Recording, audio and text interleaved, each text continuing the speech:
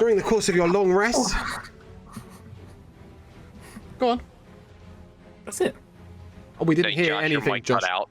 Oh, sorry. Ship-ho! Ship-ho!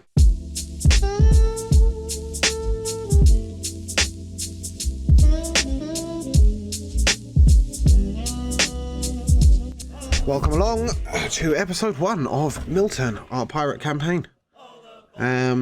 We begin with our group having signed up to sail upon the Bloody Sail, a boat captained by Sonia Redcap that she's most recently captured. And this boat is known to be one of the fastest on the waters. She's captured it as a merchant vessel, re-outfitted it, and there it is in all its glory, ready to be sailed upon. You find yourself in the Silver Tankard. All of the crewmates who have signed up seem to have their own little friendship groups, their own little tables. There's one table free, and there's one man on it. He's got all the standard pirate modcons. He's got the wooden leg, he's got the parrot, he's got the eye patch, he's got the scar, and it's the only table where you can sit.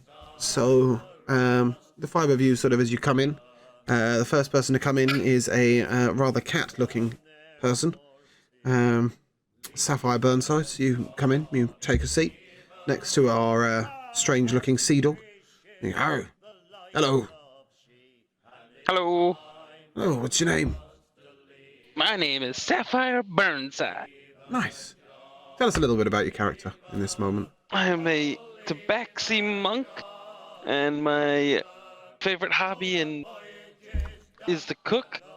I also have my dream is to travel the world, regardless of my methods to do so. Nice. The second person to walk in is Deacon Fredrickson. Ah. And as you sit down, he says, "Oh, hello. What's your name?" Why, hello, I am Deacon Fredrickson. I am a cleric by trade, and I pray to, starts with a U. Umberly. Umberly, yeah, Umberly.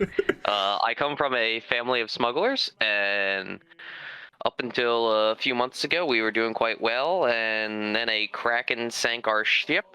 I lost consciousness and woke up floating on the ocean in a piece of driftwood, and when I looked to the sky, I saw the crashing waves of Umberly guiding me, so I knew there must be something left for me in this world, and I had to go find out what that was.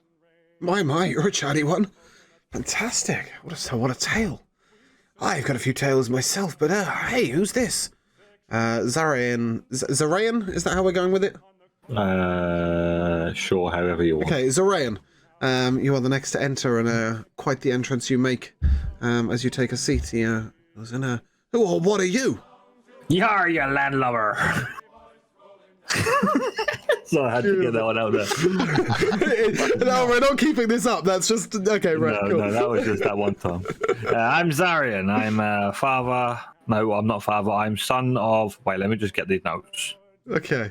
As Zarayan is like, seeking in his notebook to remember who he is, a tiefling wanders in, takes a seat at the edge of the table with his with one foot up on the table, most bizarrely, and there the old sea dog turns to him and says, "Well, hey, who are you?" Hi, I'm Tristan. How are you? I'm good. Tell us a little bit about Tristan. So Tristan is a tiefling ranger, and he's just out to find the beauty in the world, whether that be items or people. He's just, he wants to see everything. Sounds like a pansy to me. Wow. And then an elf comes in. He turns to the elf and he goes, "You coming to sit down, boy?" Aye, one more slot around the table. Now, what's your name? What do you do? Name's Atherin. I'm mechanic and engineer by trade. Worked on ships aplenty. Looking for something new. Looking to test my abilities in artifice. You'll be working with Ferris then. Ferris is our head gunner on the ship on the Bloody Sail. Bit of an excitable gnome, but useful. useful in a fight. And then he turns to Zarya and he goes, you worked out who you are yet? Yes, I have. I am Zarian. I am the child of Dorgoth and Lilith Tyne. I'm 114 years old. Oh, bloody hell. Yes, I'm... Still got the sea legs on you? I hope so. I haven't tested in a while. That sounds good to me. I come from the very notorious or the illustrious ship called the Deathly Hollows. Does that ring a bell? Hey, you can't say it does, son. Then again, I can't remember what I had for breakfast this morning. Oh, I see. So what is the point of having this conversation with you? Well, I was just being polite. Name is Merritt Fisk. Been on every boat you can name and a few that you can't. And, be glad to be sailing into port with you. Sailing out of port with you, even. Wait, are you our captain? No, that'd be Sonia over there. As the talk is going, a young-looking, lithe woman jumps up on the table and says, "Well, I've got you all together now." I would love to give her a voice, but it isn't going to happen. And she introduces herself. She says, "Hello, I'm Sonia Redcap. As you may know, it's my boat you've signed up for. A couple of you will be sailing with Marilyn. Marilyn is my old first mate," and she gestures towards a redhead sitting on the side. "Marilyn and Colby Cameron will be taking up the old boat, the Crimson Keel. We'll be sailing in tandem, and let's go and get ourselves some gold, go and get ourselves some treasure, and something you should know, should we be able to capture a ship whole, we will add it to the fleet. I have a dream where we have a fleet of pirate ships. And should you serve well, you may, like Marilyn, become the captain of your own ship down the day. But that's a way away for some of you new lads. But for the ones we've got, who have been with us for years, there's a chance to take over as a captain as we add ships to our fleet. Now, I hope you all get yourself a good night's sleep. Headed off at the dawn." At this point, she leaps off the table and takes a seat by the bar, and a young bar girl comes around and starts asking around if people want drinks and food, laying out some food that's obviously free. Maybe Sonia's paid for it. And she turns to your party and she says, "Can I get you a drink?" Well, yes, I would love a drink. "What can I get you?" Can I get some orange soda? What the fuck is that? We got mead, we got ale, we got water, and we got wine. And we got some fire whiskey out the back. Ooh. I guess I'll go for some mead. Some mead. And you, Tiefling? You're drinking?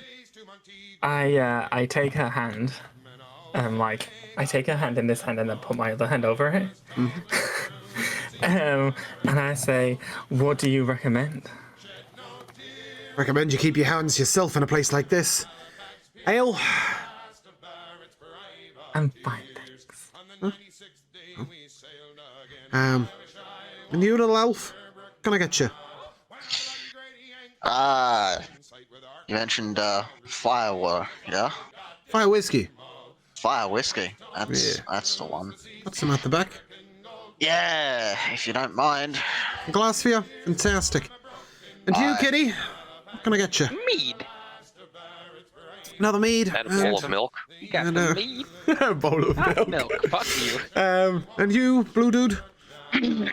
Yar, I want a glass of water. Glass of water. Known for the pirates are known for their water drinking. She takes some notes. She turns to your little companion and she goes, "Merritt, the usual?" Right, hi. So off she trots to get her drinks, and she, after a minute or so, she comes back with a tray of drinks, and Merritt flicks her a gold and says, "Soul on me, soul on me." What's your plans? How come you've signed up with the bloody sail?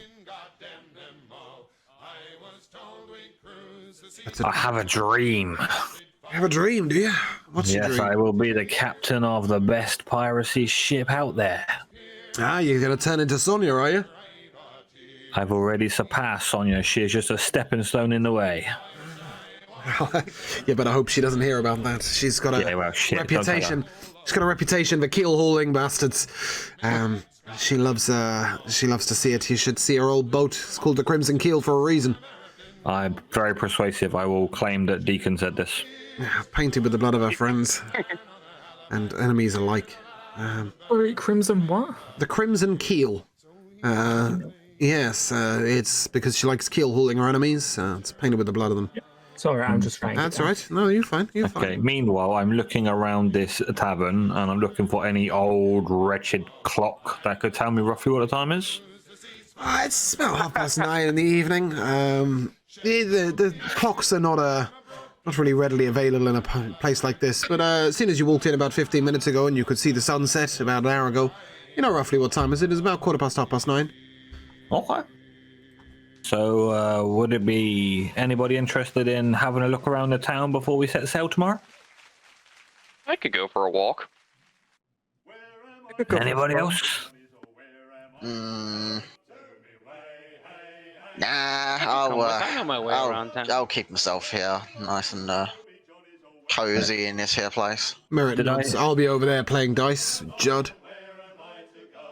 Did I hear Sapphire say you know your way around the town? Yeah, I work in this town. Okay. Could you direct us to any sort of entertainment? Entertainment, Mr. DM? Yes. I mean, realistically, you're in the only tavern in Grimport, but there's at least 3 whorehouses available. Oh. I could do with getting my little wet willy out. Oh dear. Just bear in mind, Sonia's. Merrick turns to you and says, "Just bear in mind, Sonia's got a rule that night before we leave, she wants everyone in the rooms before 11 p.m. She Got a bit of time. Wouldn't wants take to me make that sure long. she Can't bring sees you. anyone with us. Yeah, it doesn't mean you can't bring anybody with you. Just bear in mind they might be brought on the boat in the morning. Sonia likes to keep a tight ship and make sure everybody's gathered up. Aye, maybe it's not the best idea. Well, anyway, I'm gonna go play some dice with Judd over there. Why don't you get to know some of the crew people before the night's over? As you look around, at each table you see a sort of solid group of people. There's a small group of dwarves sat at one table who appear to be dwarven pirates, who seem very much keeping to themselves and speaking in dwarvish. Over at a table a little way away, there's a guy in a big sort of leather and iron breastplate. He's wearing his armor like it's, his standard clothing. He's got a massive broadsword on his back and a very fine-looking beard. And he sits at a table with a couple of very competent-looking women and a very sort of unusual-looking gnome with a huge mohawk. Loads of rings all through his ears. Bracelets all over his arms, jewelry everywhere. And then a little to their right sits the captain and her crew, direct sort of partners. Sapphire is... Right, okay, not talking to us. Got it. Okay. And then as you look over to the final table, there's a very young-looking boy sat at a table with a very peaceful-looking elf. And a couple of other sort of standard-looking gentlemen. One looks a little down in his luck, or perhaps a little far down the bottle. These are the tables that surround you. Sitting at the bar, you see a huge orc, who seems to be, anytime anyone comes up to the bar, sort of yelling in their face and shoving them a little bit, and he's clearly looking for a bit of a bust-up. Okay. I will go over to the table with the guy and the 2 competent-looking women. Yeah. As you wander over, the gentleman with the large iron breastplate. I'll go with Deacon. Okay. While they're walking over, I'm going to start walking towards the door to leave the tavern for a bit. Okay. And Sapphire and Atherin, are you staying at the table where you are? Aye. As Deacon and Tristan approach the table, the guy in the large iron breastplate and with the huge sword in his back sort of turns over and goes, "I see we've got some newbies. What's your names? Why, hello, I'm Deacon, and this is my friend, Tristan. Tristan. I know, I was going to let you introduce Oh, yourself. sorry. I'm Tristan. Good to meet you. Nice to meet you too. Well, my name's Golben. That's the Golben explosive Burford. Yeah, well, I'm the armsman on the ship. It'll be me who's training you in ship-to-ship combat. It'll be me who tells you when to jump and where to jump and how to jump, and you better be asking how high. This is Olive, Olive Worzen. She's the first What mate was his here. name? He's Golben Berthud. Spelling in chat. He said, this is Olive, Olive Worzen. She's the first mate here on Sonia's ship. You don't want to get on her bad side, but otherwise, she'll keep you safe. She'll look after you. And this here, well, this is Marilyn Cage. Marilyn has just been promoted to the captain of the Bloody Keel, Crimson Keel even. Sonia finally decided to let her take her reins up on her own, probably to prevent Marilyn mutinying anytime soon. Sorry, I've got a question. Yeah, go on. Wait, so Marilyn's the captain, so Sonia's not?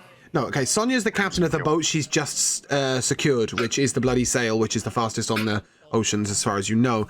Marilyn Cage was her previous first mate, who she has now given captaincy of her old boat. So there's 2 boats in her fleet, if you would. We have. And you'll be Golden sailing on Burford, the who's Bloody Sail. Yeah. the master at arms. Yep. Olive Burford. And Who I'm Olive assuming Worzen.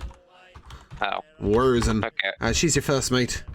And you've got Marilyn Cage, who is the captain of the Crimson Keel. Marilyn turns What's our around. boat's name? The Bloody Sail. Bloody Sail. Oh, sorry. It's just a lot to write down. That's all right. This is down to Sonia's new torture technique. Golben tells you she likes to hang people upside down from their feet by the crow's nest, and then shoot some arrows in them while they're hanging. And the blood gets all down the sails, and hence the name. And this will be you won't see much of Marilyn and Colby in this journey, but should we need it, the backup will be there. And how's your fighting skills anyway? What do you do in a battle? I mean, I have a mace, but I'm more of a I'm more of a supportive type of person. Fighting's not exactly. my strong You're suit. that priesty dude that Sonia was talking about. Said we needed a healer. Yeah. Yes. Aye. I'm better at making the bars go up than making the bars go down. Aye. Well, hey. You'll be working with Darian. Darian's our alchemist, and he's known for a bit of the clericy magic himself. And what about you? And he points to the tiefling. What are you? Hanging from the masts by your tail? What's your plan? If that's what you want. Oh my. I'm more of an bow and arrow kind of guy. Keep my distance. Hit him right between the eyes. One of those acrobatic sorts, are you? Yeah, just a little bit. Yeah. Well, I'll see a lot of you then, because I like to spend a lot of time up in the crow's nest myself. Watching out for the next ships. I'll make sure that you get your chance. Nothing like somebody who's good with a bow up in the crow's nest in a battle. Anyway, we better get ourselves to bed sometime soon. Dawn's an early rise in the middle of the summer, you know. Oh well, thanks for your time, and it was a pleasure to meet you guys. See you in the morning. See you in the morning. See you in the morning. Okay, so at this point that because that whole conversation took a little while, I've got to reach the door. And I'm gonna go outside and see if I can see, because it's still kind of light, right? No. Sunset an hour and a half ago. Okay, I said you knew the sunset an hour ago. Yep, it's pretty dark. If I take a couple of steps outside, am I likely to see any sort of... I'll tell you what you trader? see. You will, no, God, no. No, what you'll see is a giant. There is a giant sitting outside, playing the panpipes incredibly badly. And as he looks up when you come out, he goes, "You crew? Yar. Sonia says no coming out." He speaks very, very slowly. He looks a bit like he's using rehearsed words, as opposed to actually speaking for himself. Okay, I understand. He nods and goes, "Me Bok." Me not. "You who?" Me not Bok. "Not Bok." He nods to himself and he goes, "Not Bok." Carries on playing his panpipes incredibly badly. He's just sort of hear random atonal noises coming out. You're able to stand outside. Just next to you is Merritt, who you first sat down with. He's having a smoke, pulling on his pipe and looking out over the ocean, which is what the tavern really displays. It looks directly out to the harbour. And as you look out, the harbour is sort of triangular in shape. It's an inlet within the Pirate Isles, and it affords you a beautiful view over the whole of the ocean. There's 30 or 40 boats in port, and yeah, it's a nice evening for a stroll. Unfortunately, Bok is rather determined to keep you all inside tonight. Okay, well, I'm just gonna sit outside and enjoy the fresh breeze for a little. Nice. And Atherin and Sapphire, we come to you sitting at a table, back where you were left. A very sort of calm-looking elf with luscious long blonde hair, male, wanders up to you and says, "Well, good evening, gents." Hello. Sorry, gent and milady. Are you you sailing with us in the morning, are you? Yes, sir. Hmm. What brings an elf like you? Just to check, Jamal, elf or half elf? This one is full-on elf, yes. Full elf, yeah. What brings an elf like you out onto the seas? Pushing my talents, mostly. What did your talents be? Well, trained and qualified as a foot artificer. Never really had the opportunity to test my magic and my abilities. Mostly just my mechanics and engineering skills You as a deckhand and poor crewman soul. and such. You poor soul, you're going to be working with Ferris. He's the gnome over there, and he points to the gnome with the mohawk, and he goes, quite the excitable fella. Can't really keep a lid on anything. Well, anyway, he'll get himself killed soon enough, and you'll find yourself as the head gunner, I'm sure. We've been through 14 gunners since since we started on the Crimson Keel. 14? Yeah. How the hell you get through them so quick? Well, we had about 6 months to do it. Sonia likes to be quick and sharp as a gunner, and let's just say the first 13 weren't. And Ferris has kept himself on the boat for the last couple of months. He's not too bad, not too bad. Fair amount of tricks. Gotta be better than the bastards at the colleges, that's for sure. Gotta be more I did my studying there too. I'm the navigator for the ship. Read the charts, read the stars, and there's a little bit of magic here and there to keep us on track. And how about you, milady? What brings you to the boat? He looks down to Sapphire. He looks. I want to go on an adventure, but I'm also a chef, an aspiring one. Well, you better not get it too much in the way of old Chop Chop.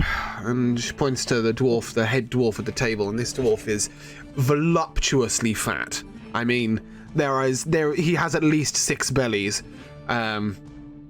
Huge beard, very gruff-looking guy, and you want to watch out for Chop Chop. He's a killer with a cleaver, and he likes to run his kitchen how he likes to run his kitchen. Great fun though.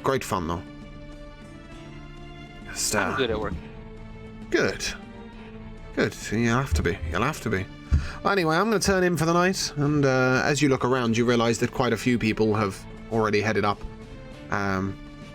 Sitting at one table, you see Marilyn, who you were previously introduced to, and a gentleman with a revolver in his hand, and he's holding it up, and he's sort of flicking the barrel and flicking it back in, and flicking the barrel and flicking it back in.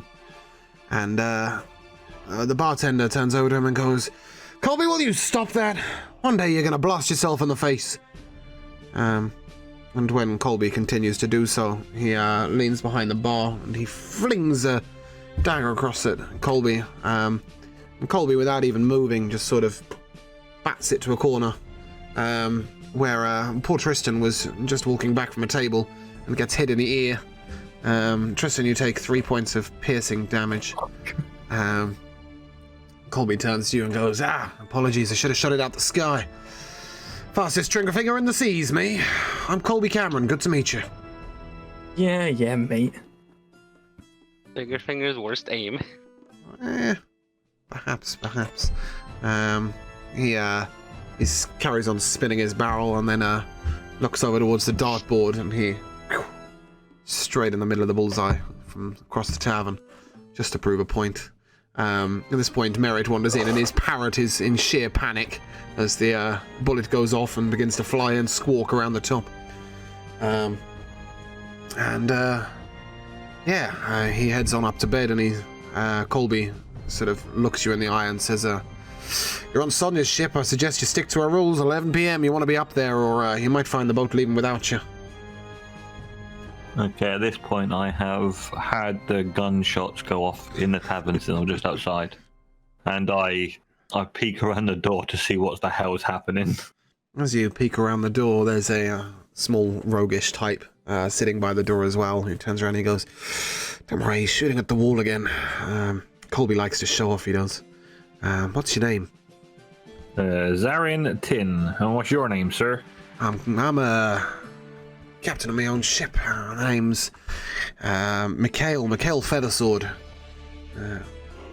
I'm not sailing out with you guys in the morning. I've got my own boat. It's the Black Skull. You may see us on the seas. But best of luck to you running under Sonia. She's killed more crewmates than she has enemies. Are you a friend or foe of this Sonia? Trading partner and a rival, depending on the day. Well, let's hope one day I don't have to kill you. And I the same. And he resumes staring into a black dagger that he has sort of filing his nails with his dagger. And he turns away and resumes his conversation with what appears to be the gameskeeper, a rather straight-jawed fella, who you were told earlier was called Judd. And they begin to dice together. Okay, I'd like to continue to walk past them while I'm just entering the tavern and head up towards my room. Yep. So each of you were given a sort of a number, if you like. You all had the same number. It seems you're sharing a room with Merritt Fisk. The 6 of you will be bunking down in one room. Okay. I will turn to my compatriot Tristan and go, dude, your ear looks like it hurts. Here, let me help you with that. And I reach up and I rub it a little bit and I cast a healing word on him. Nice. Thank you so much, Deacon. Is that a full I'll have to heal? repay you one of these days. You get healed for 13 health. Talk about overkill or overheal, I guess. Fantastic. Yeah. So at this point, Sonia is headed back down, and she goes, "Right, a lot of you get yourselves upstairs. It's the only time I ever tell you to get a good night's sleep. But we sail out tomorrow, and I've got prey in mind." Oh, I'm good at that. You know, I like Umbrella. What his name is. Umberly. Hail Umberly. I love Deacon. Umbrella. So she starts sort of ushering everybody up the stairs. Merritt is headed up to the room. He passes Zarian on the stairs and says, "I think we're in room 6, lad." And Yar, cheers, me matey. he heads down the corridor. He opens the door, and he starts sort of setting himself up and re-ruffling a bed in the very corner. He leaves the parrot just outside, in a little cage of sort of gold and silver. He leaves it hanging on the outside of the door. Yeah. Okay. Have I arrived at my room at this Yeah, point? sure. Or was I going the wrong way? No, I'd say that you were following him up. You would see him sort of hanging the pirate outside and setting his bed up. As you enter the room, there are 6 beds, sort of one after another, one side by side along the back wall, and a small trunk at the bottom of each bed, at the foot of each bed. And who else is in the room at this point? Just Merritt Fisk. The old peg leg, eye patch, parrot, old pirate. Yeah, Merritt, don't suppose you got to spare a bedroll? Can't say I do, can't say I do. You could head down to Ruddy. He's the barman here. He's got a couple. But you could just use the sheets they provided. Well, I need a bedroll for tomorrow, so I better get one while I can.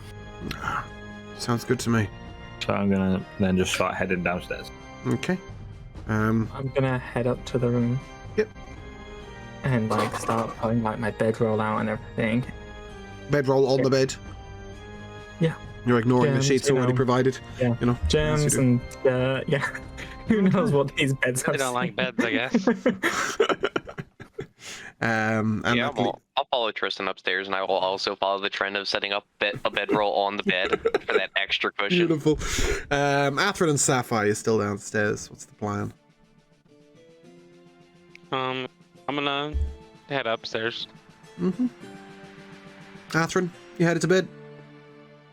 Only if I need to. Sonia's being pretty insistent. It's not like I need it, but okay. I think it's more a case of once everybody's upstairs, she knows that she's not going to lose any crewmates during the night. Aye, fair. So we're breaking out and stealing the boat tonight. Yeah.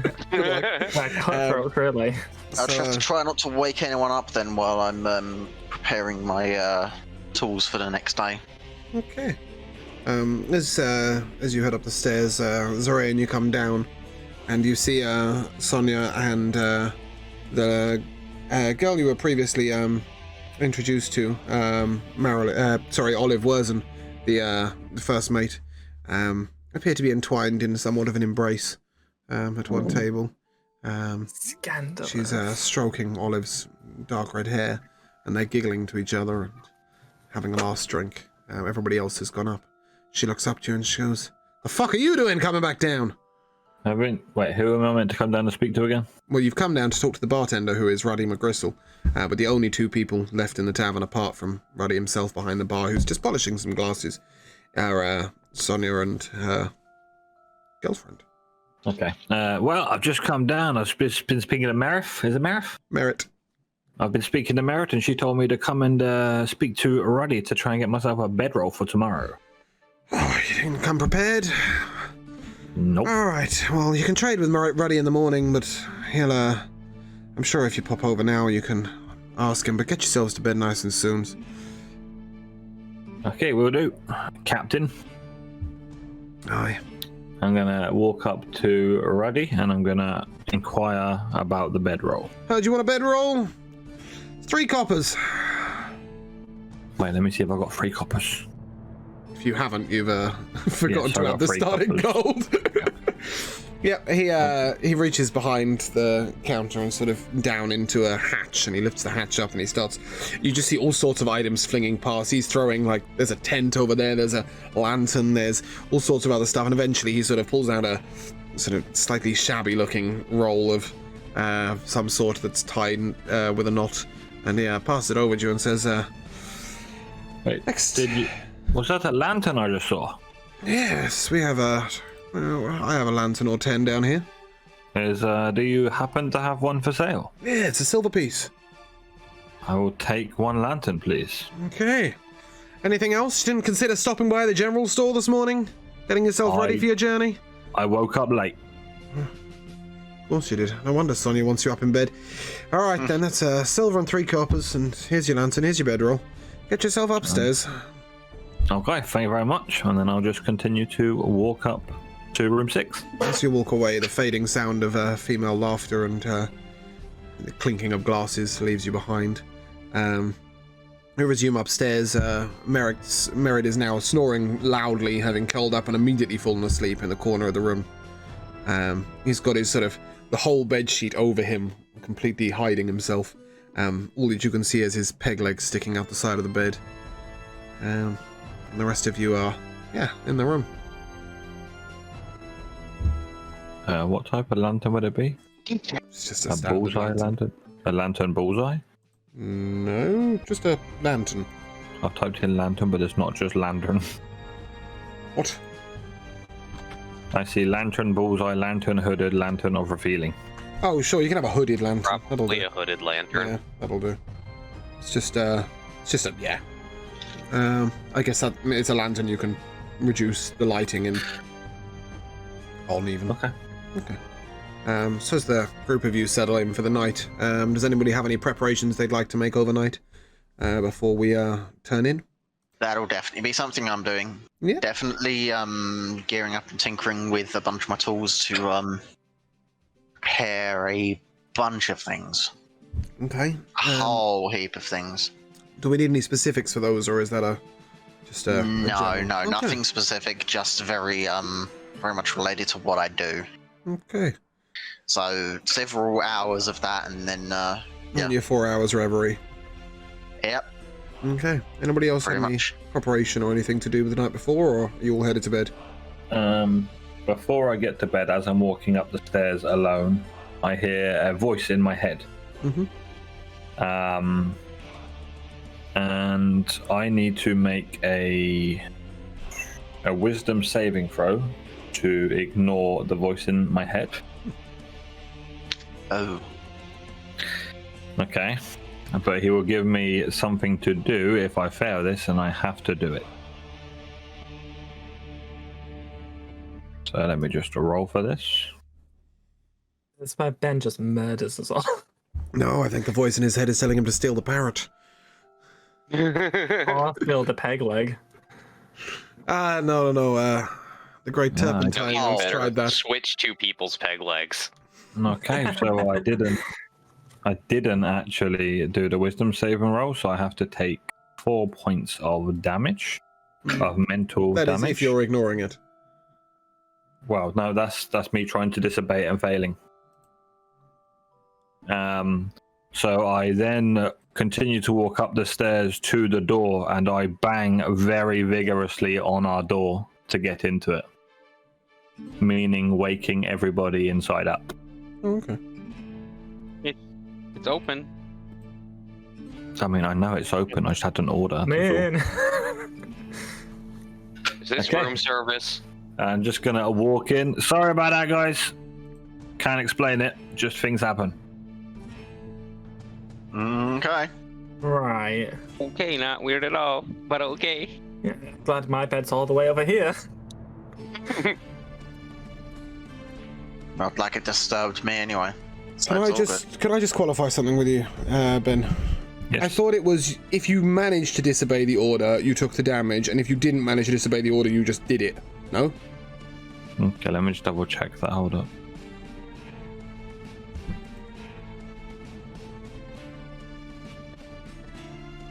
So Oh, weirdly, if you no. succeed in your wisdom saving throw, you... Oh yeah, okay, yeah. If I tried to disobey it and fail, I take Yeah. damage. But I did try to disobey it and failed, Yeah. so I do take damage. Right, okay, that makes sense. I Go on. no, that's it. So I take 1d4, which turned out to be a 1. You're about to But I take a did- long rest, so you'll have a night. Okay. It is safe to say, by the way, guys, that the peg leg is longer than the parrot. Oh, Yeah, God. that's the fun. Parrots, pirates, and peg legs. This is a fucking conundrum of words. What about the pancakes? So, as you're all rested, some of you in your reverie, some of you in your sleep, so you sort of hear a massive clanging, like somebody is hitting a metal object with another metal object over and over again outside your room. And Merrick turns in the corner. Oh, that time already, is it? And within milliseconds, he sort of grabbed everything, and he's at the door, grabbing his parrot, and headed down the stairs. I'll sit up in bed and start to put my chainmail on for the day. Aye, aye. I get up out of bed and start like getting dressed and packing up my bedroll. You can hear Sonia screaming downstairs, going, "Hurry up! Hurry up!" I start digging through all my pockets in my chef's apron to make sure everything's there. Fantastic. So Yeah, I'm gonna I got my be cat. slowly getting up and then wandering downstairs. okay. Half asleep, but wandering. As the group you progress, the first person to open the door sees our armsman walking along, holding a frying pan in one hand and a ladle in the other, and smashing the two together as loudly as possible. Our little gnome walks past. His mohawk is sort of flattened forward, so it just looks like one big arrow at the front of his head. There is sort of the red-headed girl, Olive, the first mate, is sort of wandering past, and then in sort of uniform precision, 6 dwarves proceed down the corridor. Behind them is the humongous fat Chop Kilbassa, the galley chef, sort of prompting them along, if you like, by hitting them from either side with the flat of the blade of his cleaver. These 6 dwarves in very uniform fashion sort of tumble down the stairs with him behind them. And as you come downstairs, it looks like Sonia's being incredibly organized. You've got all different groups of crewmates sort of standing to attention at the front of the bar. I think she's running some kind of army system. And Merritt, the sea dog with his parrot, sort of gestures over to you guys, like to come and stand quickly in line. I go and I get in line for breakfast, right? You'll be lucky. Sonia tells you quite simply that got 5 minutes to be on board, or we'll leave you behind. Oh, bloody hell. I get breakfast and I boogie. There is no breakfast available right now. I think it's This is the worst. this is sort of 3:45 in the morning.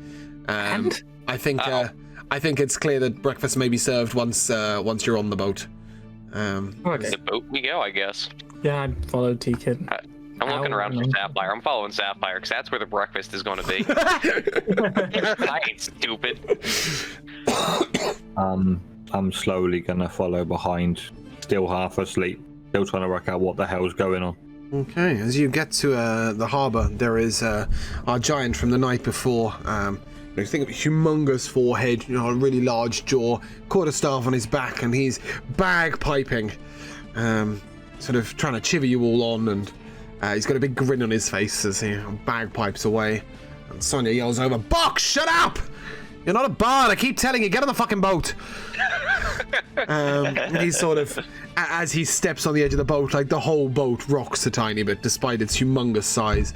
And he goes to the fore of the deck, and he sits in the middle of the deck, just under the main mast, and sort of looks contemplatively at his bagpipes, and then puts them away and pulls out a very, very small lute. I mean, it's a normal-sized lute, but to him it is miniature. And he's just strumming away very, very quietly to his own ear. The dwarves are first on. They leap up onto the gangway and head down in uniform fashion, sort of 6 in a row, and big fat Chop behind them. And Chop heads straight to what appears to be the galley. And within moments, there is some interesting smells coming from the galley. Would like to follow could Chop. potentially be food. Okay. As you follow on up, he turns to you and he sees you sort of as through the open galley door, and he goes, are you the new sous chef?" Yes. Oh, fantastic. Come on in. We've got breakfast for 42. We need it ready in about minus 10 minutes. Great. And I always like working under pressure. So I'm used to it. he empties a bag onto the table of ship's biscuits, and next to him you have a sort of cauldron, if you like, which he appears to be throwing anything and everything he can see into, apart from the ship's biscuits. There's sort of seaweed and vegetables, and a couple of strange pieces of fruit, and at least one husk of meat that he just lobs into the cauldron. Sorry. As Sapphire's going up there, I will give her a pat on the shoulders and cast guidance on her. Excellent. No, ship's biscuit, not soggy biscuit.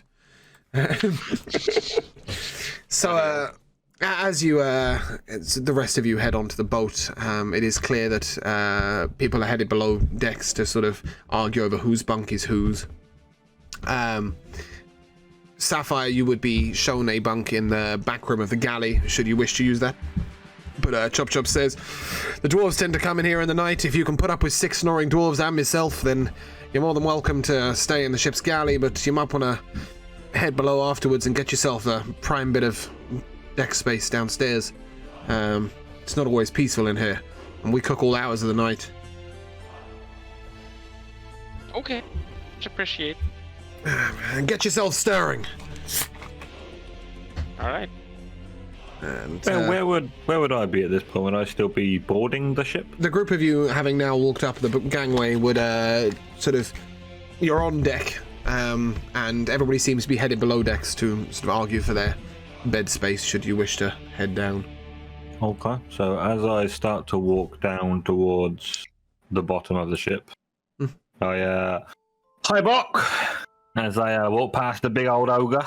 He goes, "Hi, no Bok." Not Bok. Not Bok. Okay, but not Bok. And when he looks at you, he goes, "Music you like?" No, keep it to yourself. Yeah, looks a bit sad and continues to play the lute to himself. Smiles very aggressively. I'm then going to continue to walk downstairs and get myself the best accommodation possible. Okay, so as you head down on the underside of the underside deck, if you like, people are stringing hammocks, people are laying out bedrolls. There's a decent-sized corner as you first head in to the right, and then there's a few sort of prime spots, if you like, where people seem to be hanging hammocks almost across the centre. But for those of you with bedrolls, corners look like the place to be. Merritt has headed all the way down to the other end of the boat, and while he's stringing up his parrot, you see everybody who has a bedroll near him just edge away from Merritt, giving him a large amount of space to himself. As you come, go on. Is it because he's intimidating or because he snores? He's not intimidating, that's for sure, but perhaps he's not as liked as the rest of the crew. Would it be a bad time to ask if anybody is willing to trade a bedroll and coin for a hammock? Yeah, you can go ahead, but those who are stringing hammocks turned around and went, "You're the idiot that brought the bedroll. How much coin are we talking?" Give me a price and I'll tell you if I agree to these standards. 10 gold. Go fuck yourself. I'm just going to put my bedroll in the corner. This is one of the larger gentlemen. He goes, "Tell you what, though, hammocks go easily in the dice games at night. Get yourself a win, you'll have yourself a hammock, son. What's your name, anyway?" I'm Zarian Tin. Tin. Zarian One Tin. of the above. Yeah, Zarian Tin. Well... And you are? You can call me Jarek. Derek, sorry, I don't know why I said Jarek. Derek Gervain. I'm your second mate here. Not sure what that is on a ship. What's a second mate? Okay, so you have like the ship's captain, then you've got first mate and second mate are like the next two in command. So like first mate being the highest in command? Yeah, first mate is the highest in command below the captain. So if the captain's asleep, the first mate's in charge. If the first mate and the captain are off the boat, the second mate's in charge. The second mate is the sort of person who would hand you all the sort of shit tasks, all the measly stuff. You know, they're going to be the ones who sort of dictate who guard duty is, or you know, who's on the the roster for dinner at what time, who's sleeping what shift, that sort of stuff. The first mate is more likely to like make more overarching decisions. Is more likely to be focused on where the boat's going, when the boat's going, where, etc. So that's an idea of tasks for you. Alright, so I'm just gonna, as I'm making my bedroll in the corner, I'm just gonna be, "Aye, you seem like a great guy," and then just continue making my bedroll and keeping quiet. Thanks. Recent promotion for me. You can see he's looking like he's got a bit of a sore head. He was clearly on the drink last night. He doesn't bed down here, but as you sort of making your bedrolls, you see the guy you've just spoken to, Derek, sort of yelling really angry in a really young boy's face. This boy can't be more than 11 or 12, and he's shouting at him in a language you don't quite recognize. It may sound familiar to your ears, but isn't quite something you'd know. Just let me check. Are any of you a rogue? Nope. No. Okay, so none of you would quite understand the lingo coming out, but he's yelling at him, and the boy sort of sobs a little bit and nods, and then scampers off up the stairs.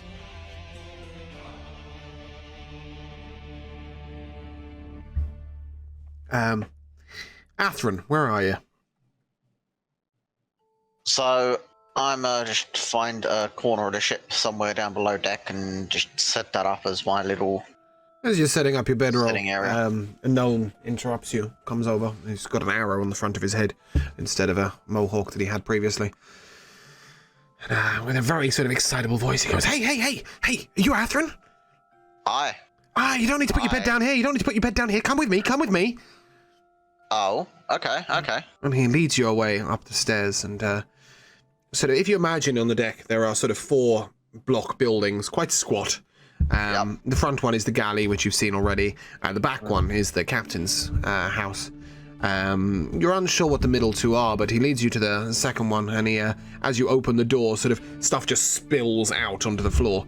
He goes, Aye. Haven't quite tidied up, but, hey. And then he sort of moves some stuff to the side, and you see 3 sort of hammocks laid out. And he says, you're welcome to take a hammock or bedroll as you please. My name's Ferris Blackfire. I think I've seen you at the college before. I think I studied at one point somewhere near you, but hey, you wouldn't remember me. But I'm the head gardener here. So you said you were at the college as well?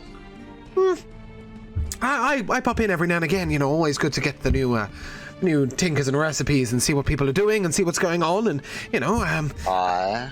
Yeah.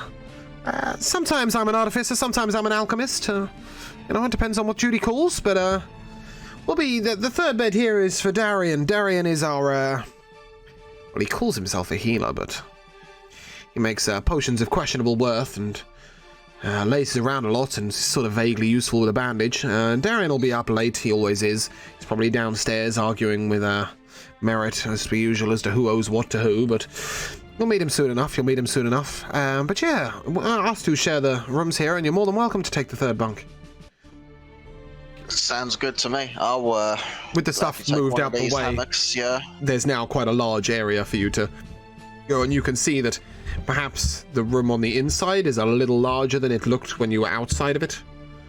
That's a fantastic, good little spot for me, so I'll gladly take this, yeah. As you sit down, hammock as well. And, as you sit down, sort of ball bearings rolling along the floor. There's half of what looks like an arbalest in the corner. A couple of large crossbows. There's a cannonball like steadily rolling to and fro. That Ferris is desperately trying to move, but clearly, as a 2-foot gnome, he's struggling with the size of the ball. I'll give you an hand at that. Well, thank you. It goes up there, and he sort of points, and you see racks upon racks upon racks of various different ammunition. Jesus, different this is my sort of contraptions. place.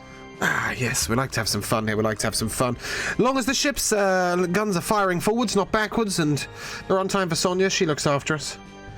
At this moment, we'll leave you settling in as a young tiefling comes up to Tristan and says, "Oh, well, fancy seeing another one of you here. Another one of us here. What brings you here?" To see the beauty of the world. What brings you here, young one?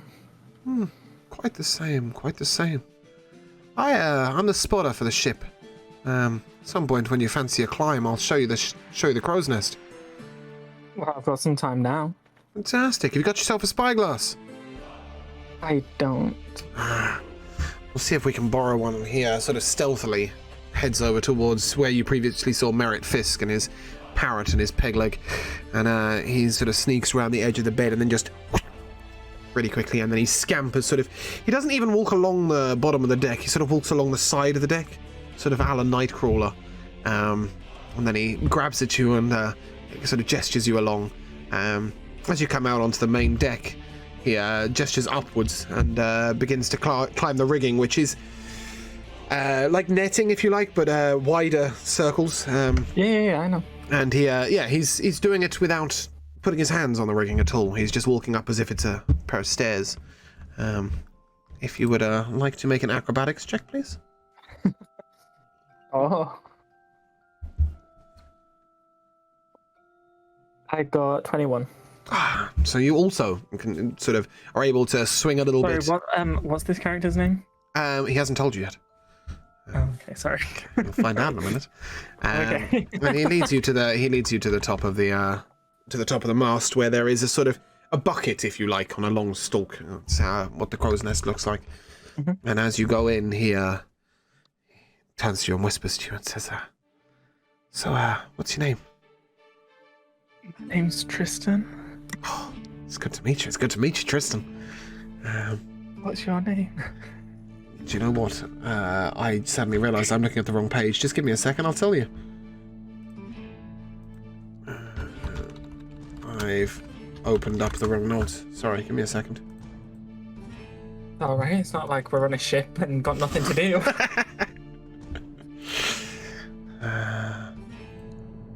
There we go. Sorry, right page up.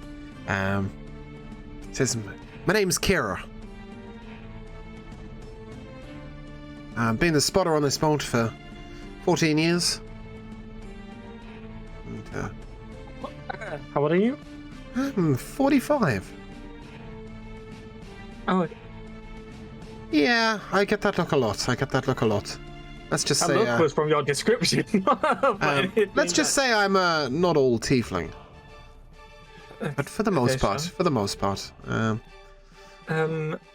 Sorry, is this a boy or a girl? It's a boy, but it's a child. I mean, it really is. It looks like a tiefling child. I did mean that in the description, but he says he's 45.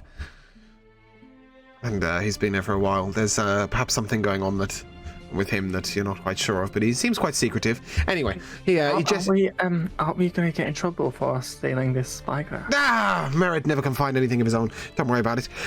But here, look. And he holds up the eyeglass, and he then sort of gestures for you to do the same, and he begins to show you sort of how to look on the horizon, how to keep an eye out for sails, all that sort of stuff. At this point, we resume with Deacon. Deacon, you were setting up a bedroll, yeah?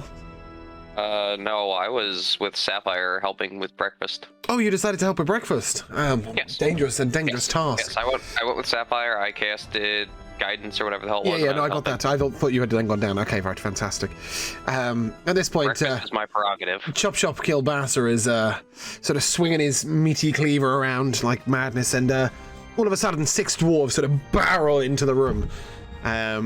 It's clear these dwarves don't really leave each other's side very often, and you hear sort of like bits of dwarvish, and am I right in saying, Sapphire, you speak dwarvish? I do.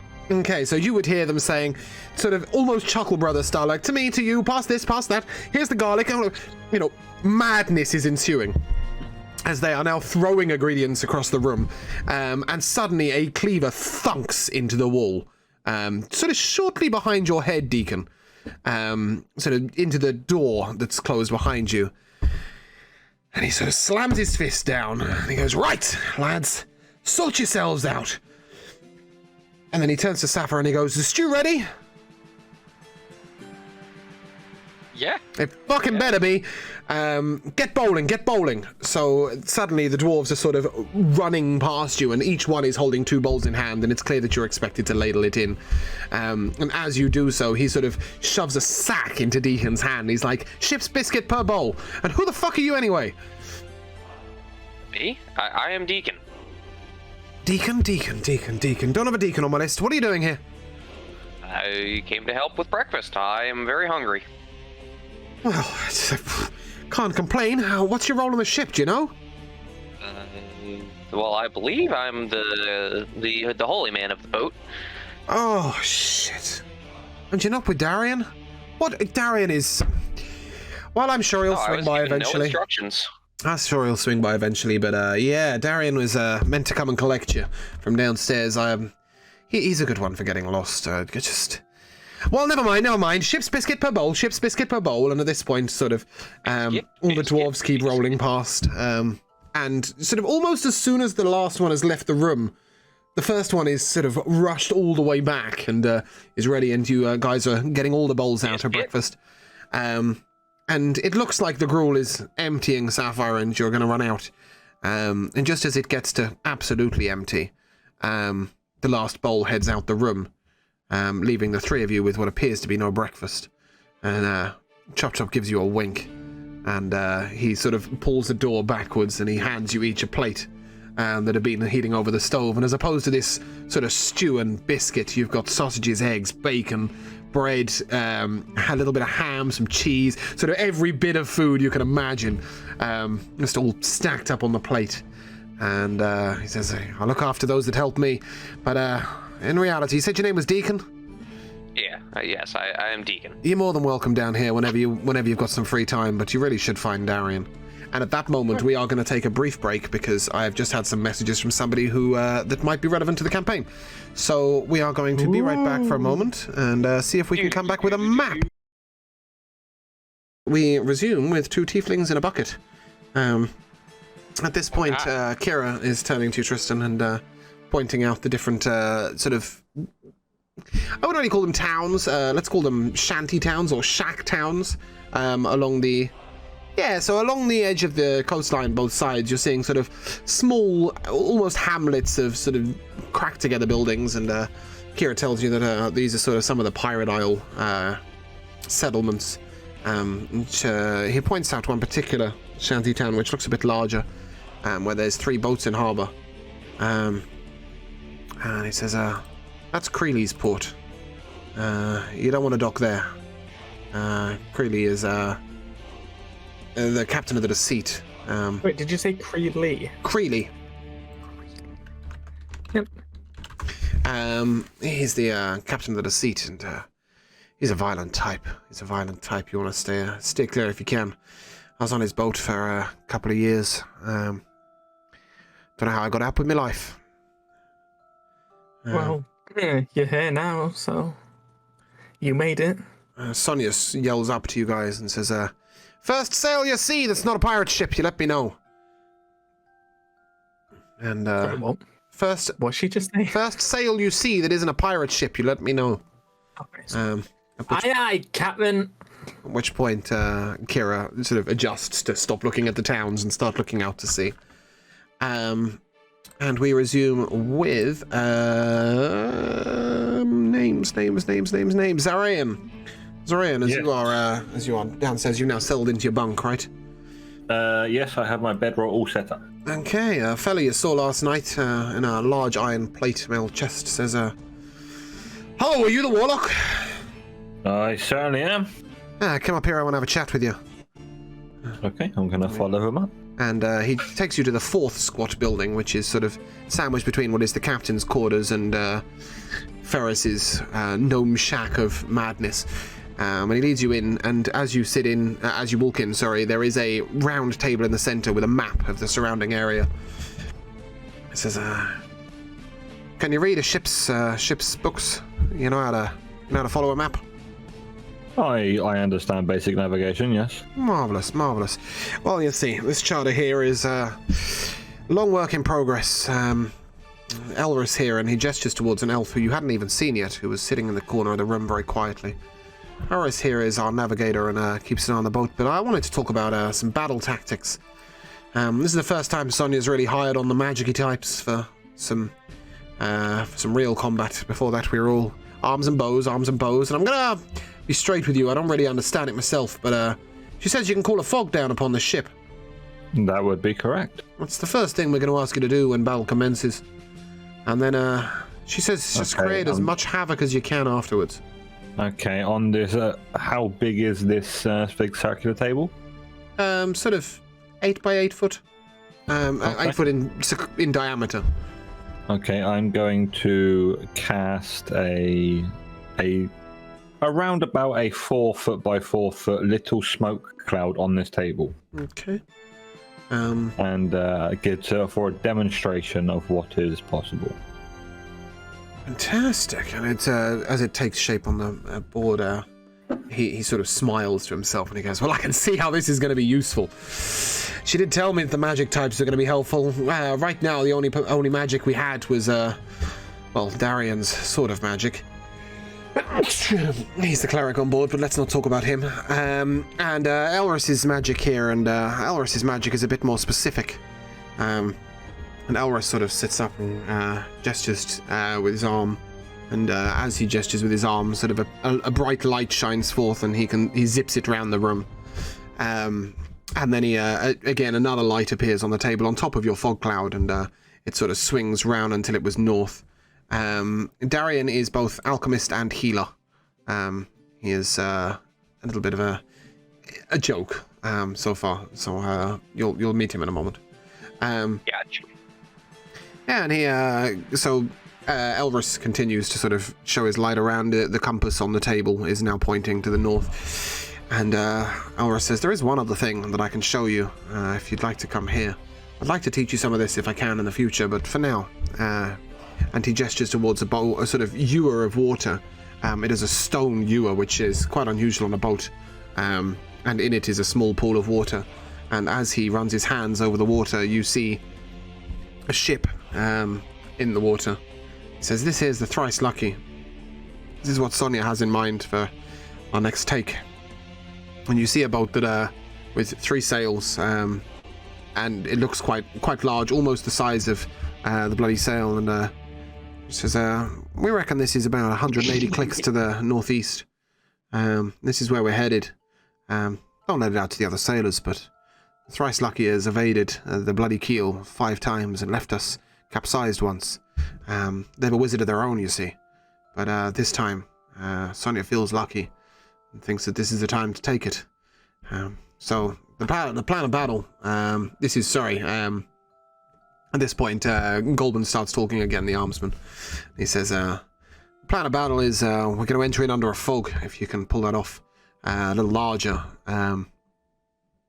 And maybe cover our ship. And we'll attack from the fog while the Crimson Keel is sort of hunting her down and just going to push her in towards us. I just want to put out there, I'm not sure what you're expecting too much, but it's only a 20-foot radius sphere. Yep, as long as you place it on the front of the boat, all they'll see coming is a bit of fog. That's the aim. That's what she believes is possible.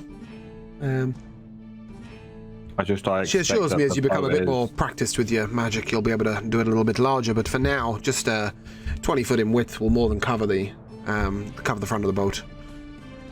Okay, so we are aiming for 50 clicks northeast? 180 clicks northeast. Yeah, that's correct. Okay. Also, if you need some quiet time to prep your spells, then you're more than welcome to use this chamber as and when Elris or I are not sleeping in it. And where is this chamber located again? So, as you, on the deck, at the very back of the deck is the captain's quarters. The next squat building along the deck is the building you're currently in, which is the armsman's quarters. And then one along from there you would find the gnomes' sort of contraption center. And finally you find the galley near the front. Okay, so the armsman quarters is somewhere I've now been prohibited, okay. Yeah, you're now allowed to inhabit.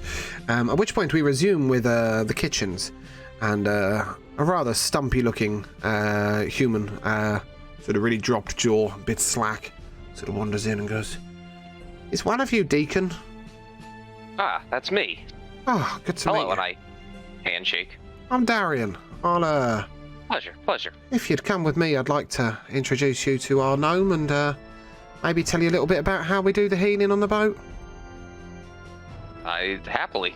And he leads you along back towards the gnome's quarters, where you come upon not only the gnome, but you also Sapphire. You also come upon Athrin, and he sort of shows you what is a tiny little chest in the corner of this room full of cannonballs and ammunition, and this sort of think of it as a slightly extra dimensional space. It's a large room that in quite a small area. And this tiny little chest, he opens it, and there's sort of 3 bandages and a little bit of oil, and he goes, "This is what we use to patch up the wounds, and a little bit of the clericy magic. I understand you do a little bit of the clericy magic too?" Yeah, a little bit. I'm rather new to it, but Well, I'm doing my best. I'm trying. I've been studying for years, but I've only got the one spell at the moment. And he begins to enter his casting, and he blesses you. And he casts a bless on you, and he goes, "It's about all I can do right now, but maybe down the line you might teach me something." We'll see. The gnome is just shaking his head in the corner. Just going, I look to the gnome for help. "Well, I see Darian's shown you his one trick. He's not much better with a bandage either. But, He's a one pump chump. When I have my work cut out for me. yeah, Sonia keeps him on because he's the son of a friend of hers. Darian turns around and goes, that's not true. She keeps me on because I'm useful. And the gnome gestures to the corner and goes, that's Darian's bunk. You're welcome to use it when he's not around. You're welcome to use it while he's around if you can kick him out. It's clear that Darren's the butt of a lot of jokes, and at this point the ship's boy sort of charges in and goes, Deacon, which one of you's Deacon? Me. Hi. Hello. Captain needs you. Can you come? Yeah. I look at Darian. I guess I'll be back later. All right. Good luck with you. Sonia's the type. And as you As soon as we leave the room, I look at him and oh, thank God for getting me out of there. yeah. Well, don't worry about Darian. But you better worry about Sonia. There's been a bit of a crisis. Yeah, up to Sonia Guia. Where is she? And he leads you to the captain's quarters at the very back of the boat. And as you open the door, there is a man chained to the wall, with his chin down. There's blood everywhere. There's at least 2 daggers sort of hanging out of him in certain angles. I know this anywhere. That's the signs that Heather was here. and Infamous Heather. Sonia turns to you and goes, sorry to call upon you so early, but, well, Darren's not going to have a chance with this one. I understand you're a bit of a healer, and, well, that's why we hired you on. And this fucker's gone and died on me. Ooh, like... As you okay, inspect immediately him, you go realize... up to him. I will use the spare the dying cantrip to try and... As you go up to him, it's quite clear that he's not actually dead. Sonia's just a bit over-exaggerating. He is, however, grievously wounded. And she says, he's still got some information for me. I'm him alive and talking, if that's something you can manage. We will see what we can do. Oh, do your thing. That's all up to you. As she's saying this, Olive is sat in the corner. So wait. What information does this guy have that we need? Well, you see, he used to work on the Thrice Lucky, and without revealing too much, it's kind of the boat we're tracking down. We've got a position through Alris, but what we really want to know is what's going on with their wizard. And what has he told you so far? That they have a wizard, not much else besides. He's resistant. Oh. We captured him about 6 months ago, and still not got much out of him. But now that we can heal him back and torture him again, might have a chance. Yeah, so I will go up to him and I will a heal wound sounds like a bit much. I'll use a healing word on this guy and say, man, you better get your shit together, because we could be here for a while. And I healing wounds him for 9 health. And health, as the wounds close on his chest, you see that there is a sort of dartboard drawn in some sort of ink. I'll also pull the daggers out of his chest. Yep. Look at him and go, all right, buddy, you better get talking, and I will throw one of the daggers back at him. I like your style, Sonia says. And the man looks up and he says, I can't tell you what's in the wizard's repertoire today because I don't know. 6 months ago, he had... Better get to know him best, buddy. 6 months ago, he had a few spells he could cast, the odd lightning bit, and, there was a flamey thing, and I'm just not a wizard. I just don't know, but I know where they're going, and I've told you 100 times. That sounds like not what we're asking you. Sonia nods, and all he'll tell us is that they're headed towards Cressware, but that's useless to me because they're sailing northeast from our position, which means that they are north of Freeport. They are not sailing to Cressware. He's completely wrong about that. The wizard apparently has some flamey things and some lightning things. I think I could have made that assumption myself. Just useless man. And the guy's teeth are chattering, and he clearly, is terrified, but doesn't seem to have any more information. And I will take the other dagger, and I'd like to stab him like right up under his ribs, into where his lungs are. Olive laughs and says, I was going to dismiss you, but it seems like you know how to dish some pain. At this point, the guy starts leaning over. As we're asking you, what do you know? Okay. And well, the last time I was on the boat, The wizard, his name is Aris. He had... How is that spelled? Oh, I don't know. I can't spell my own name, let alone his. You better fucking learn, buddy. And I pull the first dagger back out of him. I think it's A-R-Y-S. And... Okay, and he's a wizard. Okay, Yeah. so what do we know? So, he had a thing he could do where a hand came out. He had Like a big hand? Like a small hand? a small hand. He used it to, like, mostly punch other crewmates. Oh, like this, and I slap him across the face. Oh, yeah, like that. He had an arrow of lightning of some sort. It's like a sort of a bolt from the sky, but it fires from his hand. He had a bolt of flame.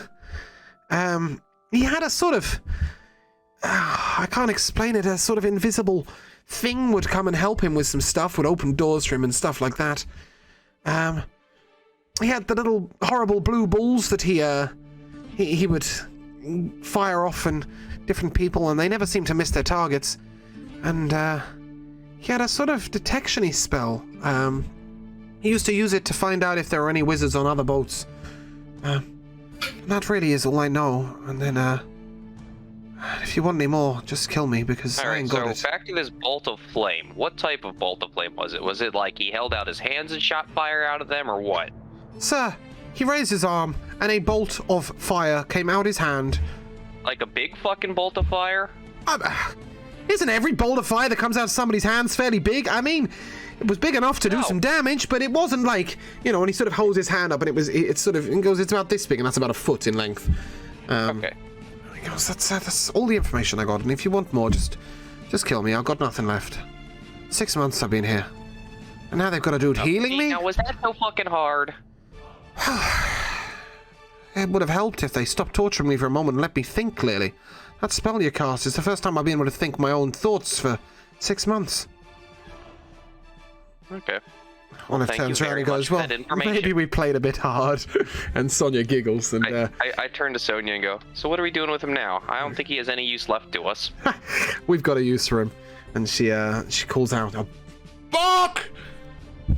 A hand opens the door and arrives sort of in the doorway, and it's half the size of the doorway. And she hands him the prisoner, sort of untying him from the wall, and sort of shoves him into the hand and goes, "You know where I want him." And Box stands to his full height as you are looking out the door with Olive, and he sort of tangles him in the rigging halfway up the mast. As you are looking down, Tristan, you would see him sort of tangled in the ribbon, tangled in the rigging, about 8 or 9 foot below you. And Sonia calls out loudly and says, "Anybody who's not busy, why are you not busy? Well, if you're not busy, get over here. Who's got a dagger? Who's got a dagger?" I look down at the dagger still in my hand. She goes, 100 gold, the first one to hit him in the eye. Ooh, attack. Okay, so at this point, all of you would have come to the boat now, including Atherin and the gnome. And the gnome whispers in Atherin's ear and goes, "I got something to cheat with if you like." Okay, on my way out of the... Tell me. Sorry, Ben first. Yeah, on the way out of the arms quarters or something, I'm going to disperse my cloud fog with a hand gesture. Yep. As if like I'm just knocking it away, and then I'm going to come out. Okay. So she's got you all lined up. Apart from a couple of people, Elris has now gone to take the wheel, and Olive has gone missing. But apart from that, everybody else is sort of lined up, dagger in hand or knife in hand. And Chop, with no warning whatsoever, picks up a cleaver out of the back of his pack and just dashes it at the man hanging from the sails. It hits him in the thigh, and a clap goes up, but nothing else. And Sonny calls out, right, ship's boy first, as always. Nava, take your throw. Nava. Isn't this a bit much, Sonia? A bit much? You ain't seen nothing yet, kid. You want to be up there? And Kira sort of leans into your ear and goes, "Keep yourself quiet while Sonia's around." This is what classes as a game for the boat. But just watch Nava's throw. And Nava takes his dagger, the little boy, and dashes it, and it sort of raises 5 foot in the air. It's a 20 foot short of the man's feet. And she calls out, right, newbies now, newbies! You, tiefling! Got a dagger on you? No. She tosses you a dagger and she says, take your throw! I like... Roll a d20, Well, please. What? Roll a d20 while I'm you're not doing it. throwing it anywhere. Oh, okay, go on. But I'm like throwing it like on the deck so that it like sticks in the deck. Okay. Do you know what I mean? Yep. Yeah. So So I do that and I say I'm not throwing it at him. okay. Within instants, she rips something from her hip and she whips you across the side of the neck, dealing I like that it decks him. dealing you 4 points of slashing damage. And she says, when I say throw, you throw. Now pick that dagger up and make a throw. No. Risky This is going to business. be a short campaign. Okay, make a dexterity save throw. Save, please. 18. Okay, she unleashes her whip towards you, but doesn't quite catch you. And as you duck, a large hand encloses around you. And Sonia turns to Bok, who's now holding you in his grasp. Says, stick him downstairs. We'll have a word with him later. And he opens the hatch and just literally flings you down. You take 2 points of bludgeoning damage. You're killing me off here. Obey the damn rolls. Dead. She turns to Sapphire and she says, right, kitty. Assuming you're not going to be quite so obstinate, make your throw. You got a dagger?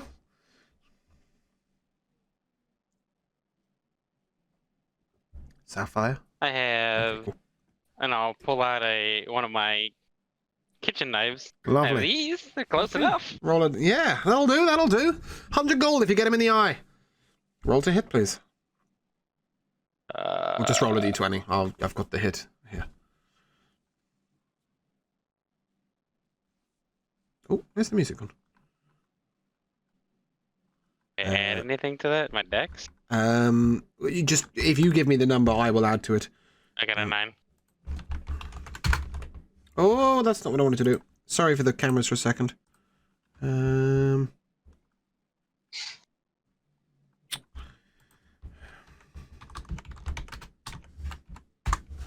don't know why the music's gone. It's just decided to bugger off.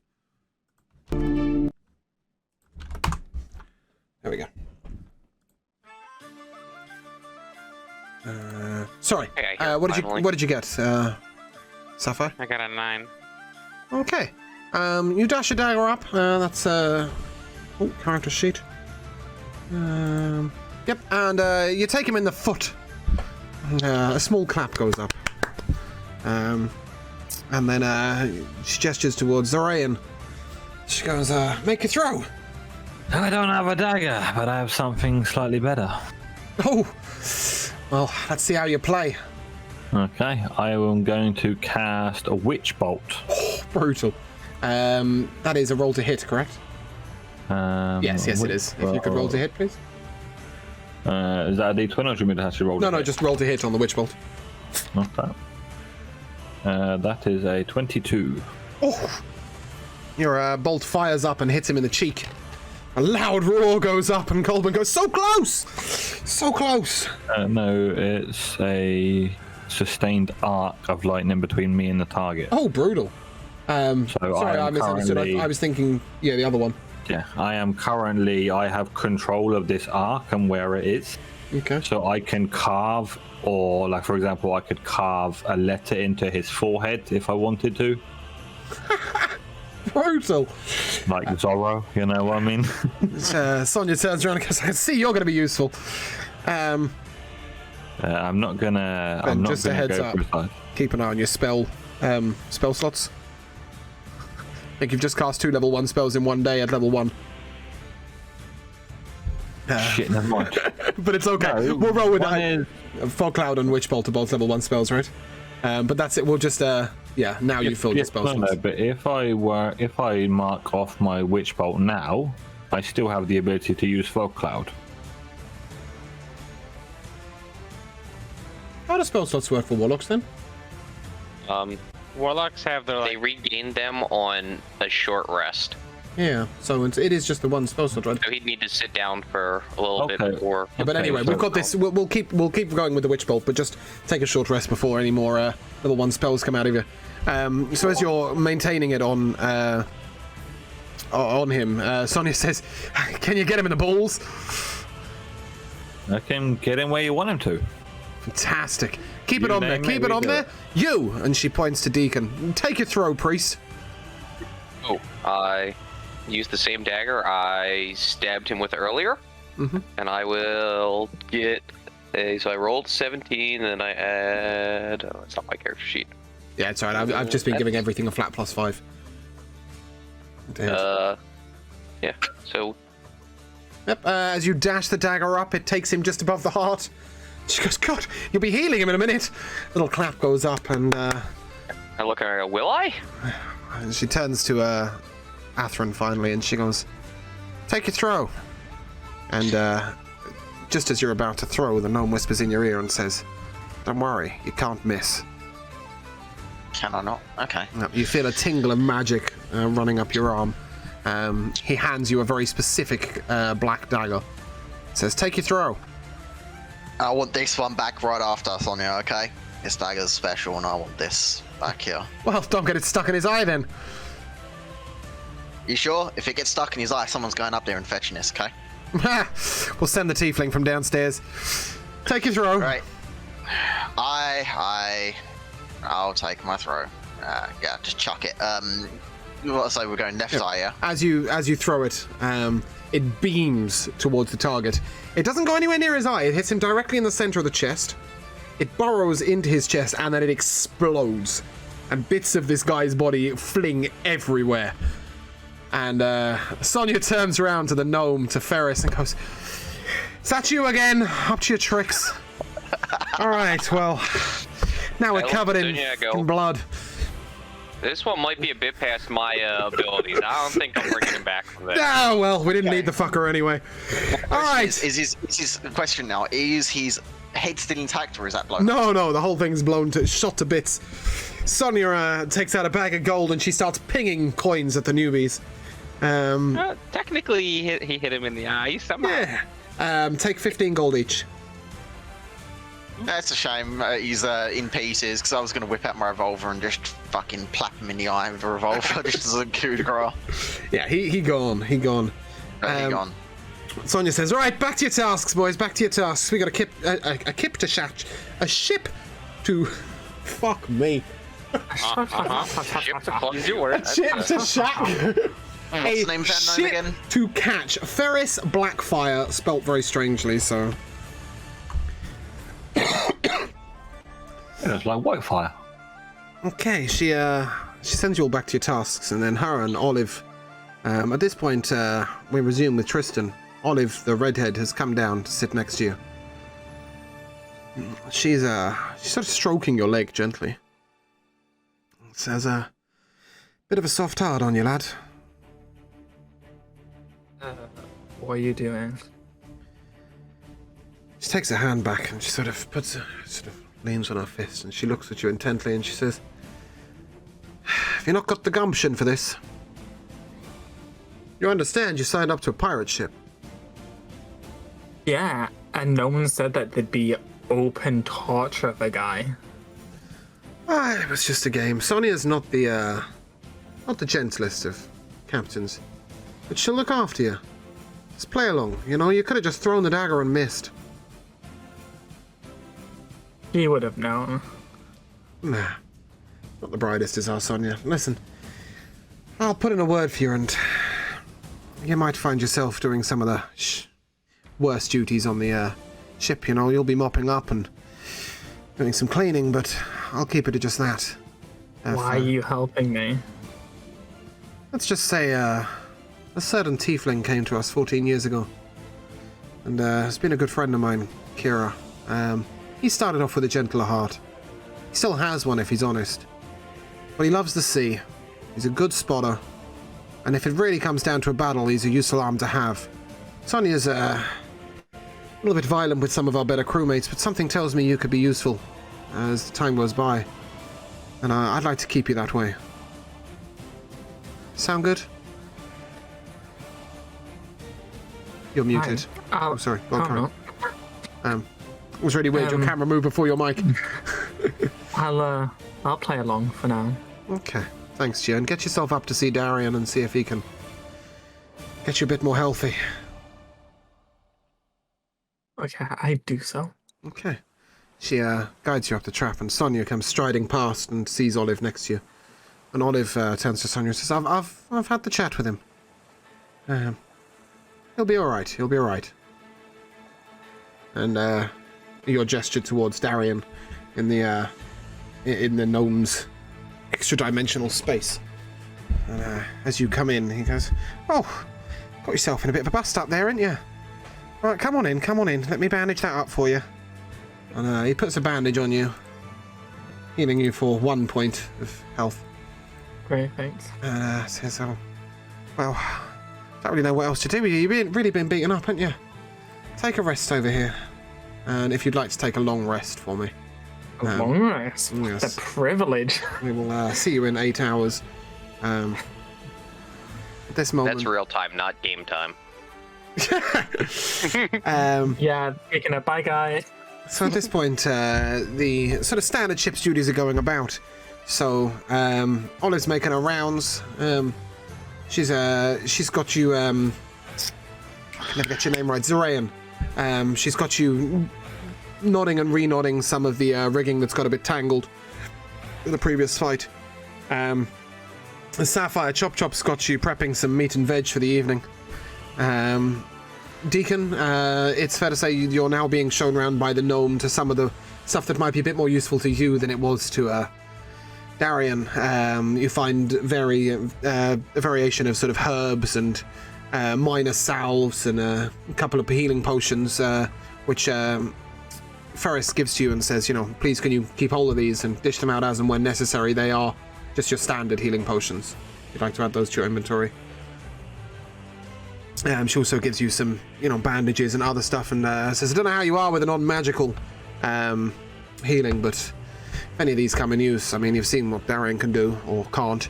I tell you what, though, the potions, he's pretty good with the potions. When he's left to his own devices, those healing potions are some of his work, and not even his finest work, if I'm honest. And then, as you are sort of pocketing his stuff and making note of stuff, Ferris turns to Atherin and says, "You liked the trick, did you?" It's quite the party trick, and I feel like that could be pretty useful in a pinch fight to use that in combat. How on earth do you manage that one? Trick's in the dagger. Bought it from a friend. Keeps coming back as well. Comes back once per day. It's yeah. Just you throw it and explodes on impact. It's quite the one, and what I gave you was a bit of guidance. So it's a thing you bought, not something you were able to make, then, huh? Oh no, not me. I'm far more into the mechanical stuff. My magic is. I would have loved to have learned to make something like that. No, my magic's mostly the illusion type. Unfortunately, I can't teach you anything like that. Oh. But I'll introduce you to my friend when we're back in town. He's got all the explosives. Sounds like a good shot to me. Looks like illusions and stuff as well, huh? Looks like illusions is my thing. Looks like I could learn a thing or three from seeing what you manage. Gestures towards the wall, and you see an illusion on the wall of the previous guy who was strung up to the rigging, and the explosion is reenacted on the wall. It's an illusion. And, nice party trick. That's more some of my work.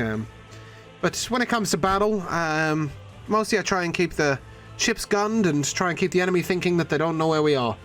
Try and keep us a bit hidden. I understand we got a warlock on board who's going to help us with that with some fog, and I'll be adding some tricks of my own to make that work a little better. Aye. So one more thing as well. Mm-hmm. Somebody mentioned something somewhere about some alchemy going on board. Yeah, that'll be Darian. He's healing potions and a few other little things of the like. If he's left to his own devices, he comes up with some decent stuff, but it's mostly just your basic potions.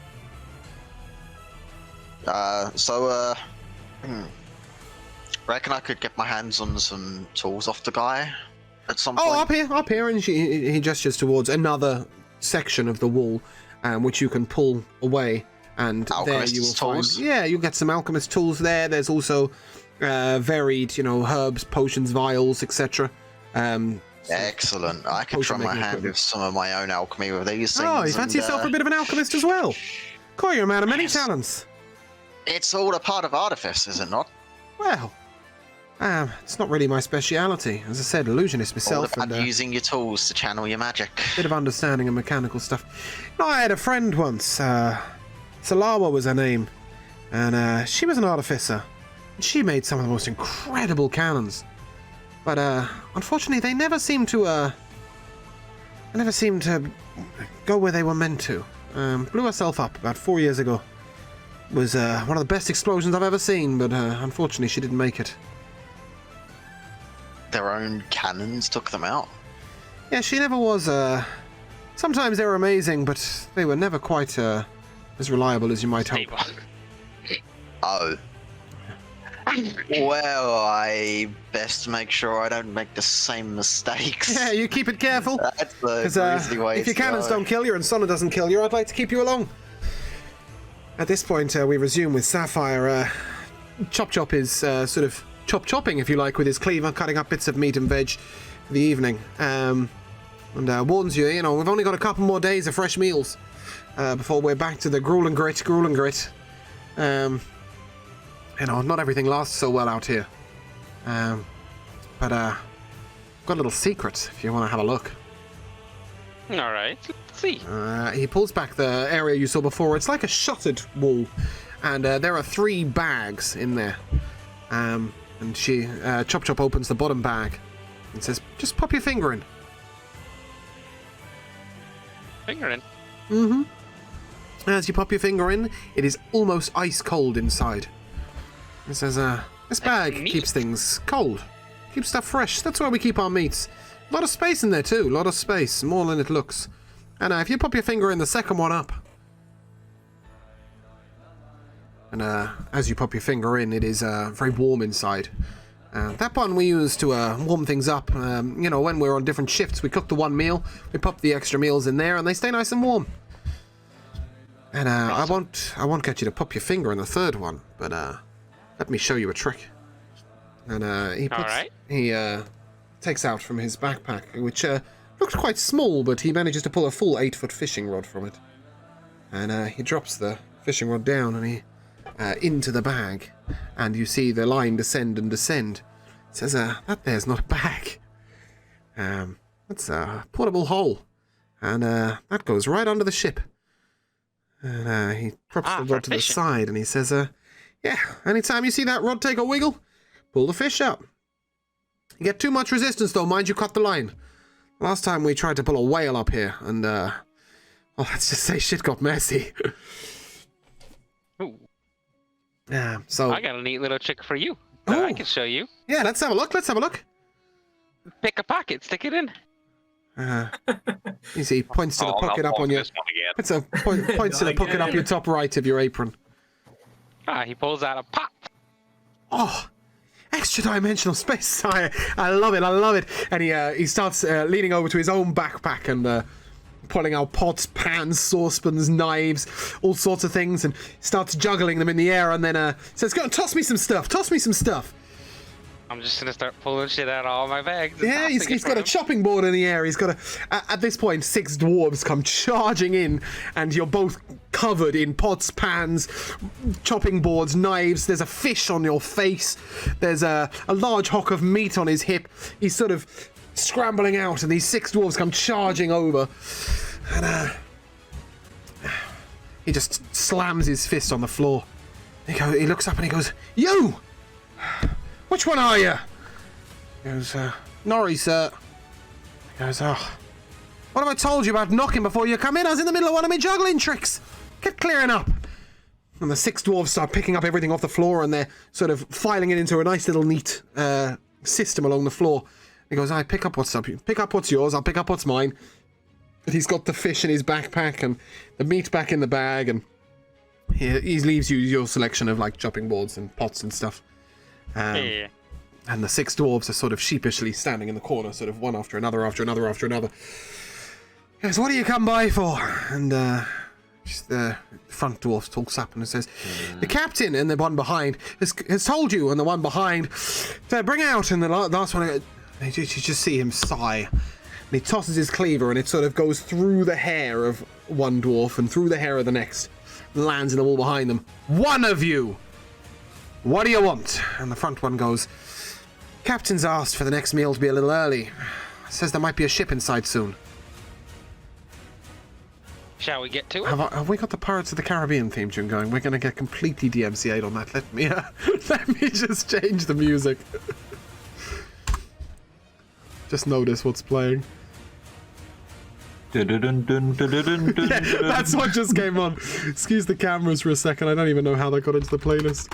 There we go. So yeah, apt as it might be, Chop Chop now turns to you and says, right, we better get this meal going. It's dishes today, it's dishes. So suddenly the dwarves start stacking out stacks of plates on one arm and tossing them to each other, between each other. And he gestures towards the warm bag and says, if you do the honors, Sapphire. And as you reach in, there are sort of warm plates with meals prepped on them that you've been chopping and cooking over time. And the meals start going out. At this point, anybody who wasn't already, please make your way down under to the below decks where the meals will be served. I am currently still channeling my lightning on this very dead individual. Which bit of him? Well, I was currently near his bollocks. Okay, yeah, just his balls are still held in by lightning up on the on the mast. They are at this point very crispy and non-edible. Okay, as the dwarf passes, one of the dwarfs passes, he hands you a plate. Says, make your way below decks, unless you're eating those. I'm gonna skip eating today because I need to go and have a rest. Okay. After all this concentration, I need to relax. Well, it's resting time. If you want to take your meal downstairs below decks and get yourself to your bedroll. Okay, I'm gonna take the plate into. Is the plate got food on it, or is it not got food on? So there's a bit of bread, a bit of warm meat, and a bit of cheese. And that is, again, as you guys make your way down decks, these plates are handed out to all of you. Darian comes and taps you on the shoulder, Tristan, and says, morning, lad. Feeling a bit better? Fine, thanks. All right. Well, Kira says when you're feeling up to it, if you want to make your way up to the crow's nest, he's got your dinner. Okay, I'll head there now. Okay. As you climb up the rigging, the rest of you all downstairs can begin to eat your meals. And then sort of the strange group make their way up from the back of the ship with... sorry, I can't get this to come off the screen. With Merit. Sort of interesting group you hadn't seen before. Slightly shadowy looking elves. There's 4 of them. Sonia calls out, right, night crew's on! Night crew's on. Bok will be keeping the guard. You want to get yourself some sleep? We got a ship to hunt in the morning.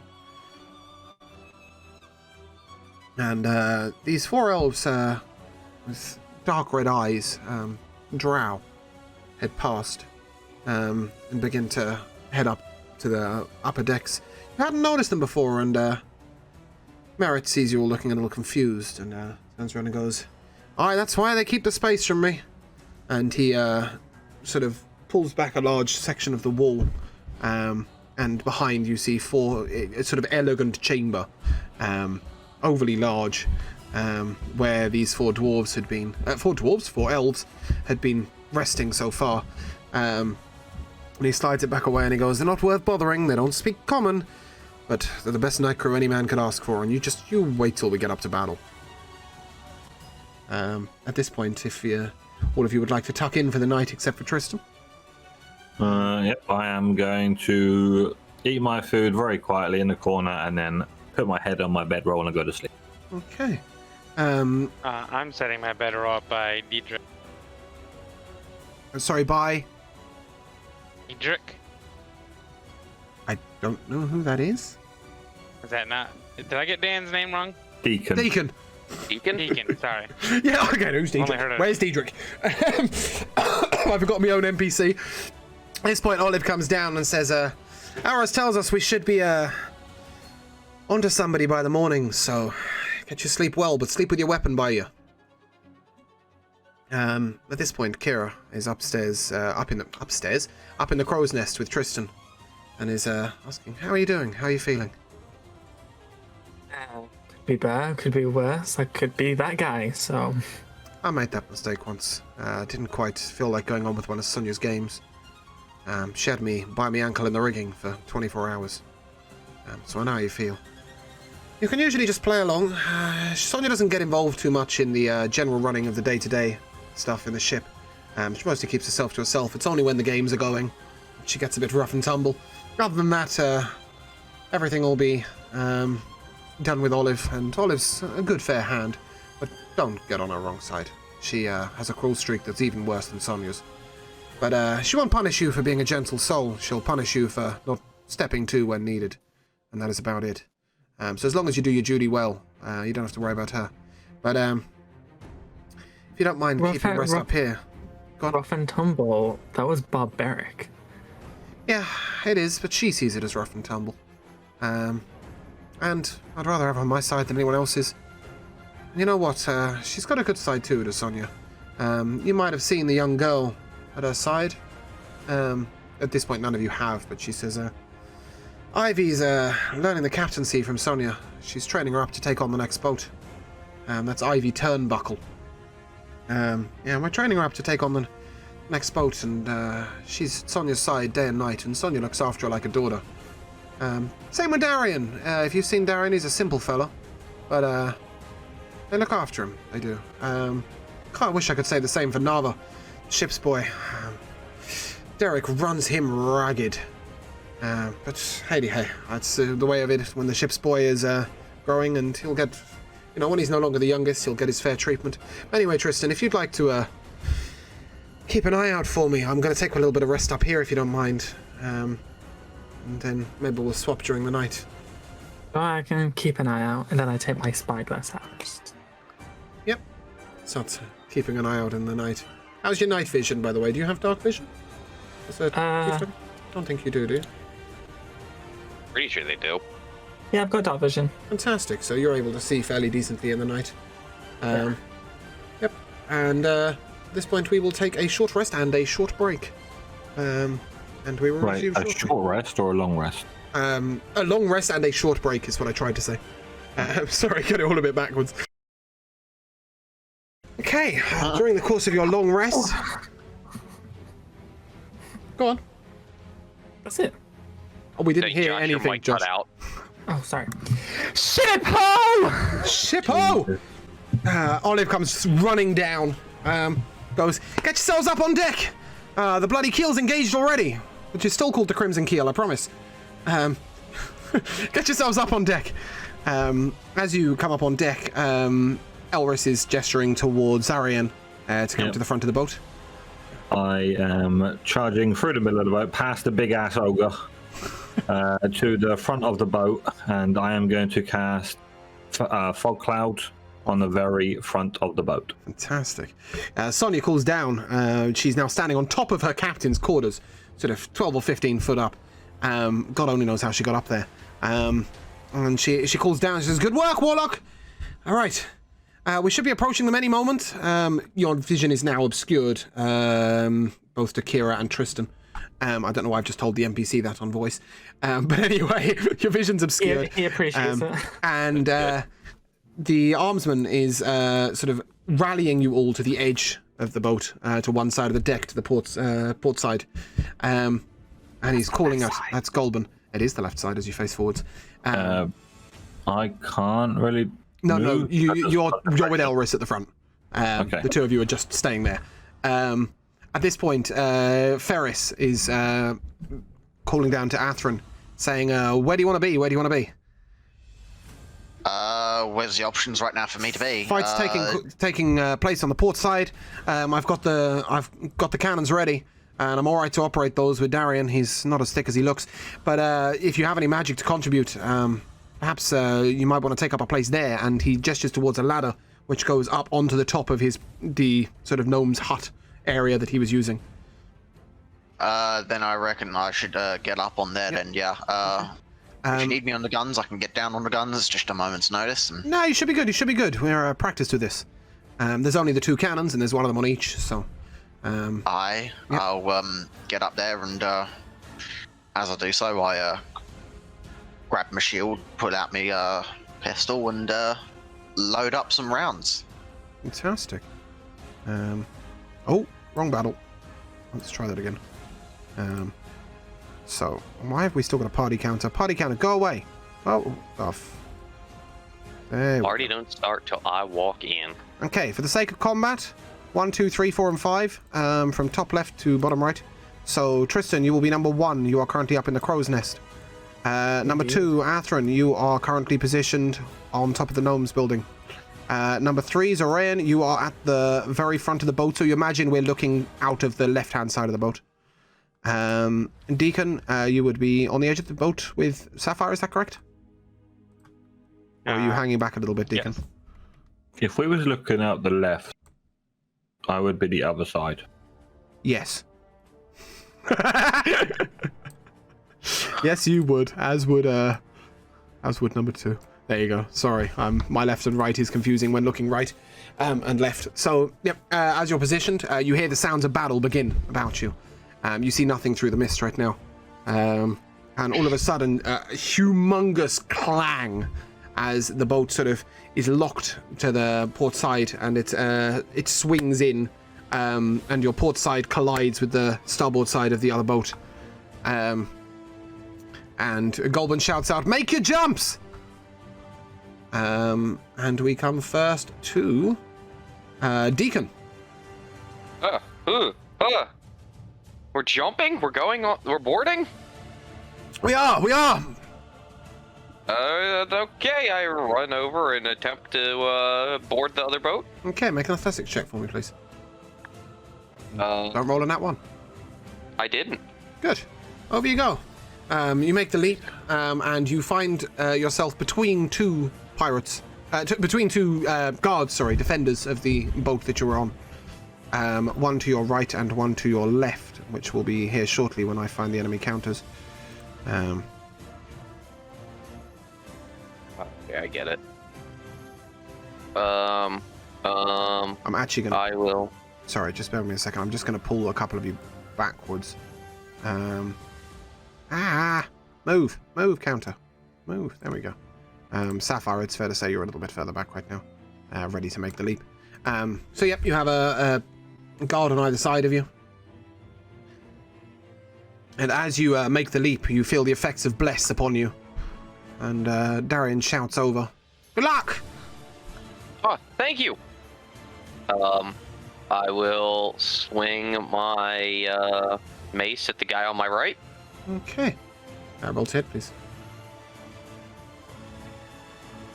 That's a bazillion to hit. That is gonna hit. 5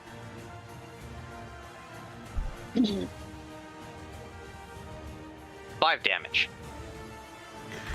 As your mace cracks down upon the side of his head, he's shunted to the side and looks very, very dazed. The second bandit swings at you. Second bandit? Guard? Whatever. Swings at you. What's your AC? Sorry. 18. Yeah, that he swings, but he misses. He hasn't quite got his shield up. footing. Pink. And that leads us on to suddenly a humongous beam of light is around you and the edge of the other boat. All of you are sort of within vision now, and as you look up, you see standing upon the crow's nest of the other boat a mage in the process of casting. And that leads us to Sapphire Burnsides.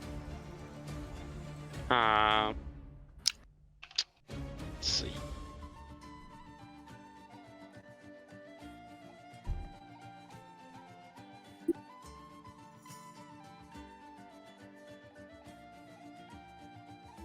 Sapphire is oh, there's Sapphire.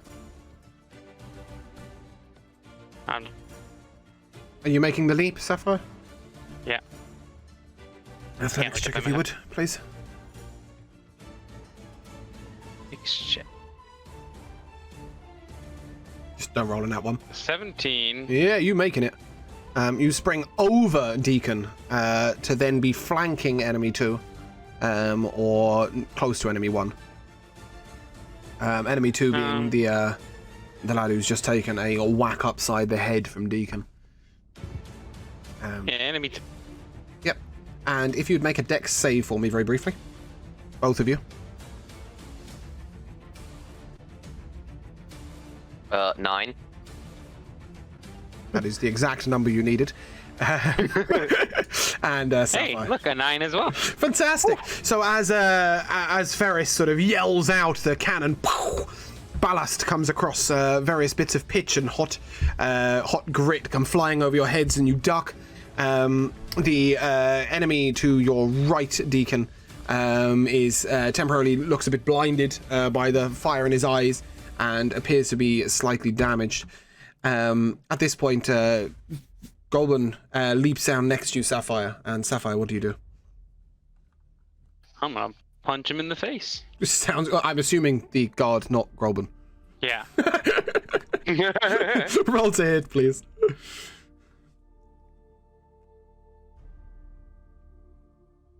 With my claws.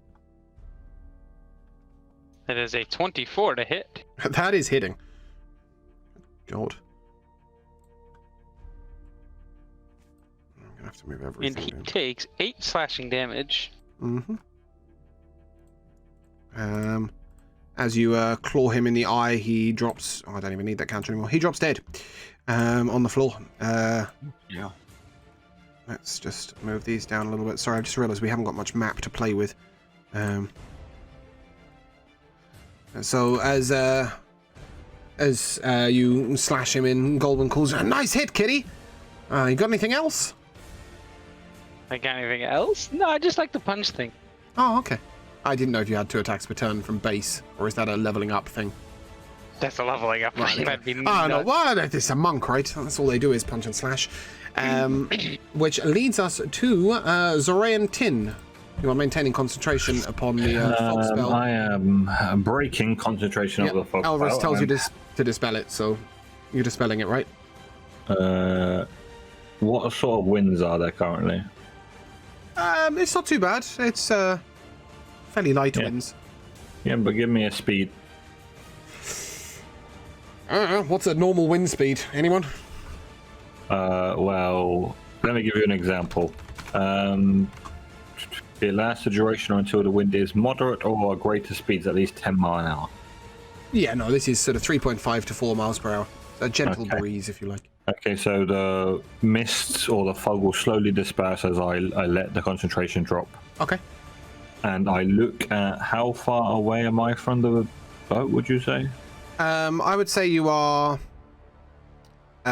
maybe only 15 foot from the other prow of the boat, but from the wizard up on the crow's nest, you're a good 30 to 40 feet. Okay, in that And case, I am 15 up. going to run over to the side of the boat where the other boat is, and I'm going to make the leap. Oh, you're going to make the leap? Yep, okay. Athletics check, Yep. please. That is a 16. Yep. And as you make the leap, you land deftly on your feet. Okay, and then I would like to channel Witch Bolt on the mage that is currently casting. Cast a hit, please. Roll to hit, please.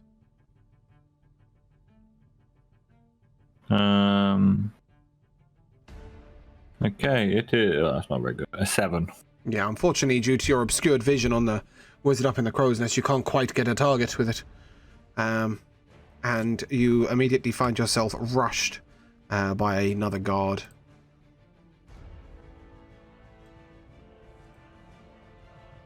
Does that conclude your turn?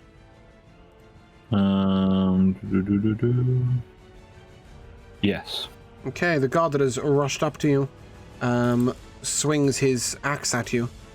That is a 13 to hit. That hits. Yep. Dealing 2 damage with his axe. And a second guard shoots down at a deacon. That is a 13 to hit. That's a negative. The crossbow bolt that he flies zips past your chin. Golban swings out at the bandit next to you. Oh, I keep calling them bandits, sorry. The guard next to you, dealing...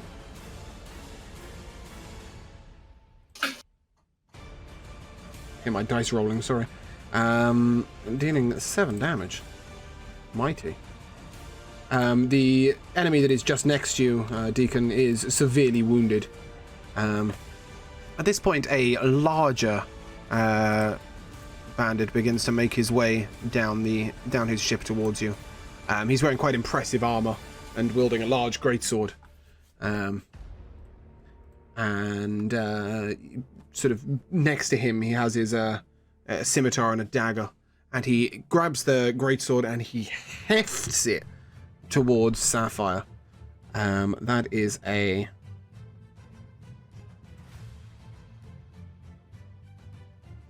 12 to hit. No. Nope. Unfortunately, throwing a greatsword is not the easiest of actions, and it passes you by, but he withdraws his scimitar and his dagger, appearing ready to fight, and that leads us to Tristan.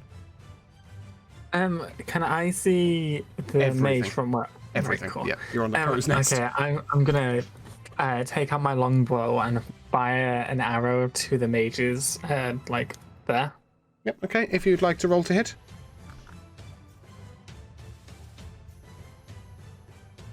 That's 23.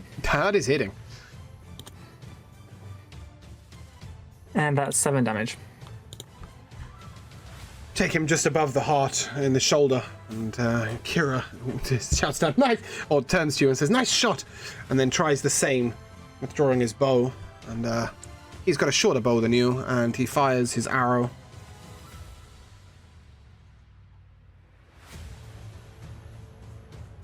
Also hitting the mage, just almost in the exact same spot, but on the other side, interrupting his concentration. The light that was cast upon you all dissipates. And that leads us to Athrun. I high five Kira. Right, so, now the questions on battlefield positioning. Whereabouts is this mage? In the crow's nest, 35 foot In the up. crow's nest, so there's nobody in, like, a line between here and the mage, then? No. Definitely. 1 second. Just a minute ago, you said it was like 15 or 20 foot up, wasn't it? It Because was... you said I was 30 foot away, but I was 15 foot away. Yeah, sorry, from he's 30 foot away. It's 15 foot up. Yeah, I'm mixing words. Yeah. 15 foot up to the crow's nest, but 30 foot away from where Jamal is. Right, I'll need like 30 seconds, guys. Sorry, 1 second. That's all right. Well, in that case, I'll skip his turn briefly and take the turns of the other enemies. Another bandit shoots down at Deacon. That is a... Can you do that? Because you might kill some of them. No. That is a 20 to hit, though. Ooh, yeah, that'll do it. Oh, wrong dice. Let's try that one. It did 37 damage. I was like, no, that's not right. It's a 4. Yeah, sorry about that. I'm back. Have to do something real That's quick. absolutely fine. I rolled his hit points instead of his damage. Yep. Oh. So sorry, bandits just shot Deacon, and we resume to you. Right, is there anyone that's So sort it's of 15 foot up, 13 foot across. 30 foot Is there across. anyone that's sort of roughly in a line? If I were to like fire a line at something, would I be able to hit 2 things? Looking at the map? Nope. Nope. Yeah, sure. Okay, so E2 and E5, right? Yep. So enemy 2 is the large armored guard with his sword and his rapier and his dagger, and behind that is a guard standing there with a crossbow. Well then, let's see how this one works. So I whip out one of the tools from my belt, my artificer's tool, which has been modified to have a very specific effect. Largest, nearest, well, I say like something within 60 foot, large, heavy object. Got anything? The cannon on the cannonball. edge of the boat. Maybe a cannonball? Yeah, I mean you're standing above the gnome stuff. You probably have some cannonballs at your feet. Should you be able to What lie sort down and of shoot them? weight of the cannonball we're going to say? 15 kilograms. 15 kilograms. I did Okay, actually too research big. that one. Too big. I need something that's a maximum of 5 pounds. The nearby. rail? Like, well, what are you trying? well, Explain what you want with it. Basically, I just need an object that weighs between 1 to 5 pounds, ideally. So You've probably got hundreds of them in your pockets, haven't you? Just pull out a piece of ammunition. Okay then. Okay, let's go with a piece of ammunition then. Yeah. Right. A piece of ammunition that weighs at least 1 pound. Fuck Yeah. hell, okay. That's some heavy These ammo. are for Okay. cannons and other things, Right. you know? Okay, let's go with that then. So I attach that on the end of this particular tool. Aim it at these guys are lined up, and I press a contraption button on the side of the tool, and this thing comes flying out at an impressive fucking pace. Okay. Casting catapult, that is. Okay. So Roll to hit for them both, everyone in a line there needs to make a dex save. That is DC 14. Does that also include the 2 friendlies? No, No. it is just hitting the first guy and then the guy behind him. Yes, because Jamal's at a elevated spot. Okay. Yeah. That is a 15 and a 20. Okay, well, it just sails past them. Oh. They dodge it. Okay. Magic. Sorry. And then the final bandit takes his shot. Oh, no, we've already done that. God. Guard, yeah, sure, guard. And we come back to Deacon. Mace the guy right next to me. Okay. Roll to hit. That's a 21. Okay, you To hit. smash your mace down into his forehead and murder him brutally. He had 1 hit point. I'm assuming you can't roll lower than that. No, but I rolled a 6 on my d6, so I really got him good. Yeah, you crunch it all the way through his head and halfway into his chest, and consider him maced to the face. Does that conclude your turn? I'm the only one that's really taken any damage, right? Yes. Okay, yeah, I'm done. Okay. Well, he's not attacking. He did. Sorry, that is enemy 1. I can find him. There we go. And then... Ooh. No, it's the mage first. A firebolt is unleashed towards Tristan across the way. What have I just done? Killed him.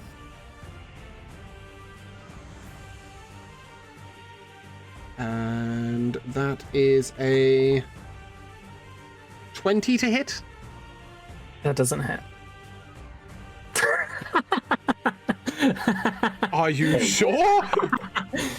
It hits. Yes, I was going to say you what? Level 1, Walker, 28 what, AC. And that is a... That is 1 damage. I'm dead. You're dead? Wow. Not really. Stop with that. And that leads us to Sapphire Burnsides. How much damage did you just take? Sorry? I did How 1. much damage did you just take? 1. And he was full Oh. HP.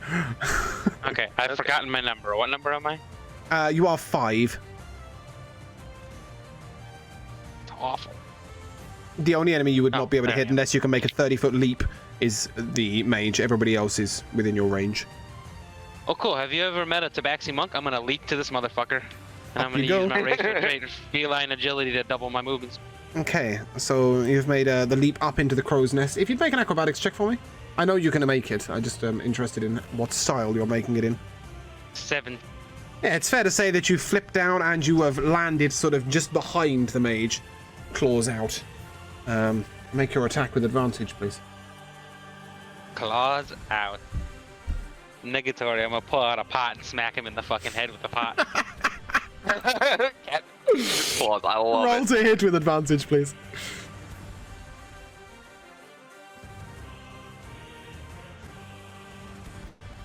I rolled the same exact number, 16 to hit. That doesn't hit. Doesn't hit a. It's fair to say that as you go to swing, he's sort of, you realise that something is maybe magically protecting him a little bit. Hence the it doesn't hit. Sorry, you only 1 more there. Use shield. No. Tristan, that leads us to you. Wait, hold on. You were right. I do have a secondary hit with my bonus act. Yeah, I thought Swing so. again on him. You be monk. Yes, roll to hit, please. Oh, well, that's definitely not hitting. That's even lower than the last one. What is this music? We've just suddenly headed on to a bit of a tavern brawl. Yeah, okay, that misses, and that leads us to Tristan. Cool. So I am gonna aim for the mage again, but this time I'm gonna try and aim at his heart. Yep.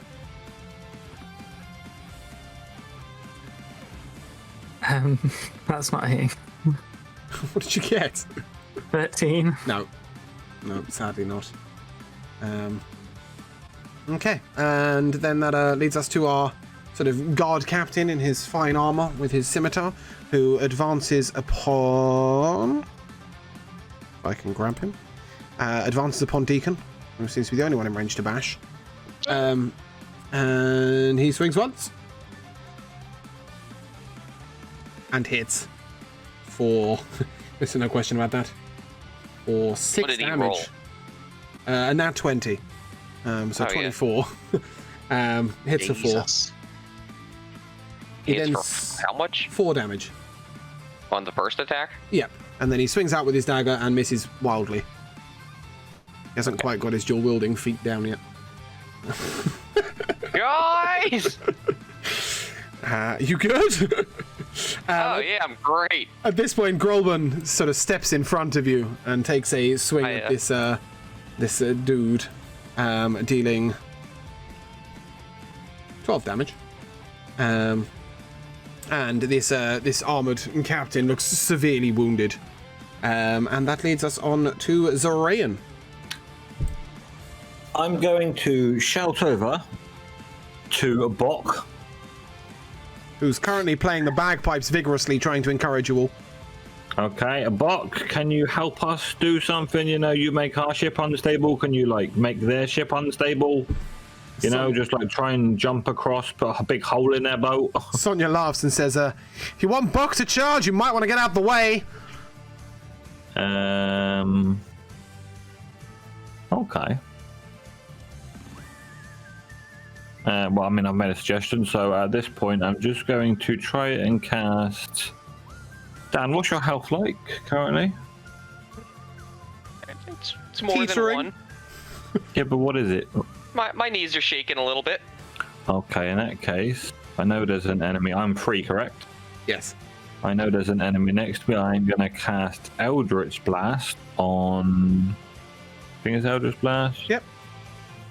On E2, please. Yep, on the shiny armored captain. Roll to hit. Yep. That is a nat 20. Oh, And then that is going to be 9 damage. Even though for some reason it's not showing me. Yeah, that's 9 damage. Yeah, 9 damage, please. Does that conclude your turn? I don't think there's much else I can do at my level. Yeah, that'll be everything. Okay. Unless I kill him, of course. No, he ain't dead. But can you make a dexterity saving throw for me, please? Sure. That is a 13. A 13. You are knocked slightly away as 6 dwarves in tandem come charging across, bundling into the enemy next to you.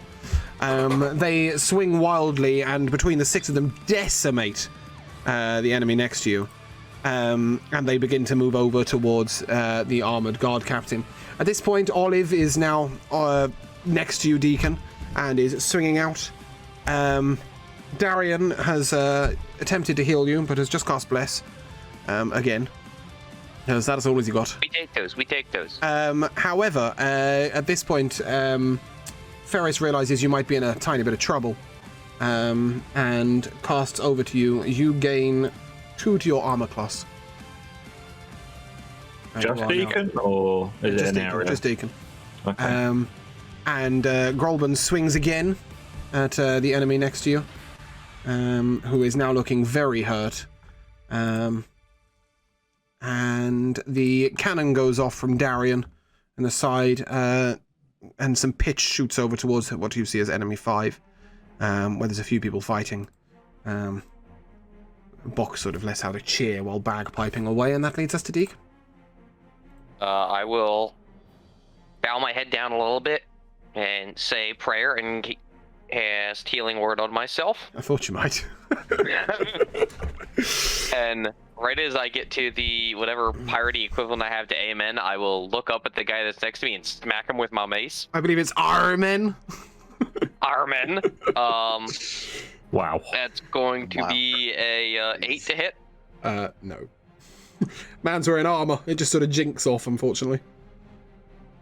Do you just really say man's wearing armor? The man is wearing armor. I said not man's wearing armor, You innit? say man's wearing I armor. think I just didn't cut in on the mic when I said the man's wearing armor.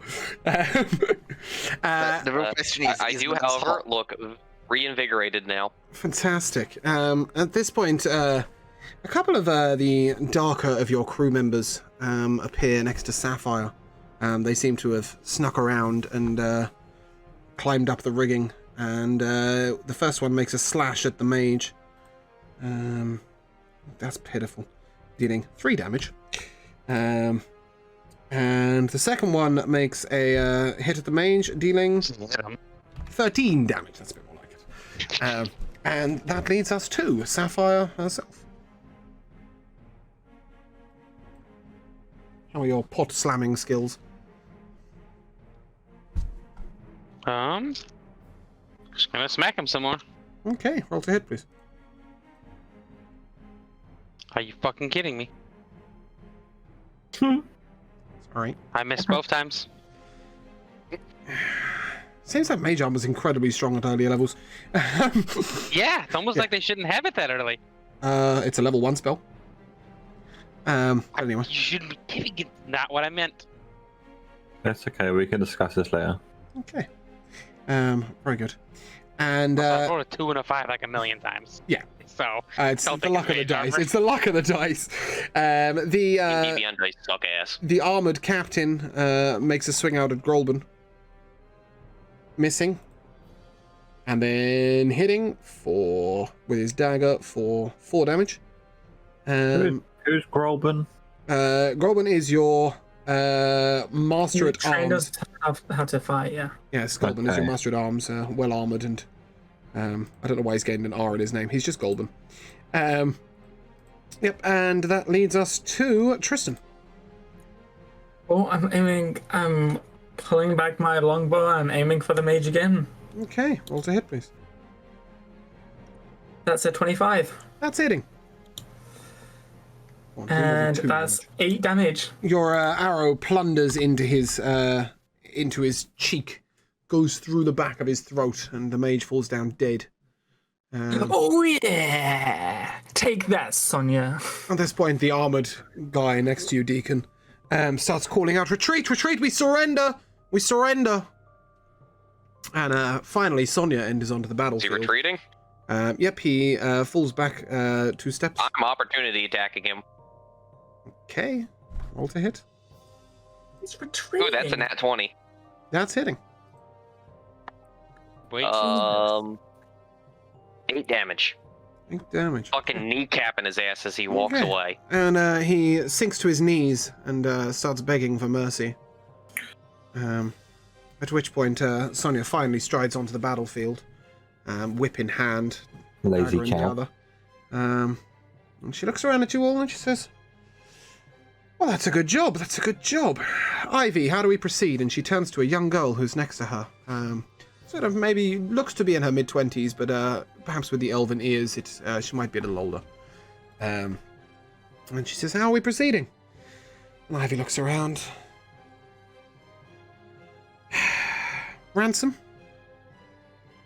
Sonia nods. Alright, secure them below decks.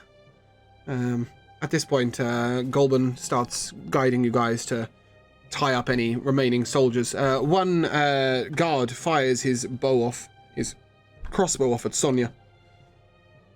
And she reaches out and she grabs the arrow and she throws it back at him. Okay, Sylvanus. She's Can I unarmed. take an action course you about that as well? Yep. Pull out my pistol and take a shot at the guy who just fired a crossbow bolt.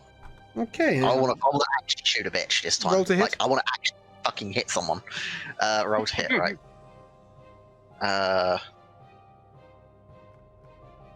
That would be a solid 24. That's hitting. And damage is 6. Oh, he did. You take him in the center of the forehead, and Sonia looks around to you and goes, "Good work." Sorry, let's close off the battlefield quickly. And in response, all I do is just nod. Mm-hmm. And you, as some of you are retreating back to the boat, the prisoners are being secured below decks, and Sonia turns to each one of you in turn and says, "You've done well today. You've done well today. I'd like to keep you on board the boat for until we get back into port, but perhaps when we get to port, we might discuss if you wish to seek higher opportunity within our ranks. If that would suit you." My eyes light up a little bit. Very proud of the work you've done today. Ding, by the way, as you have succeeded at your first battle. Congratulations on level 2. We shall tie the bandits below ships. Guards. Guards, yes. It's because I needed a bandit format. We tied the guards below ships, and Ivy will captain the thrice lucky, the boat you have taken, on Sonia's 4th attempt at taking the boat, and return you all to Grimport. Take a long rest, enjoy your level 2, and we shall resume having made the trip back to Grimport next week. Hey! Happy pirating. So, a couple of things. First of all, as you know, we have an MVP to select today. I come first to Sapphire Burnsides. What's your MVP for the campaign today? The dagger. Exploding dagger. Oh, the exploding dagger from Ferris, yep. Deacon? Oh, the chef guy who let me hang out with his boys and hooked me up with the good food. Good old chop chop kielbasa. Zoran? Box bagpipes. Yep. We like a bit of bok. Atherin? I'm going with the dagger as well. The dagger is fucking great. And Tristan?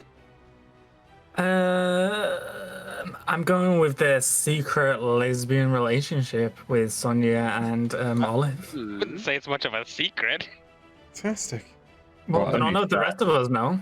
I have an inkling. I saw it at the bar. Remember? Yeah. Yeah. But still, it's fair to say they make it a little bit obvious. They're not hiding it. So you would have seen them sort of hand-holding, etc. in time. We will be resuming Miltern next week at 3 p.m. EST or 10 a.m. 3 p.m. GMT or 10 a.m. EST, should you wish to come along. I hope you guys are enjoying the settings so far. I did explain to the guys off of during the break that obviously this session they were a lot more split than they would be normally.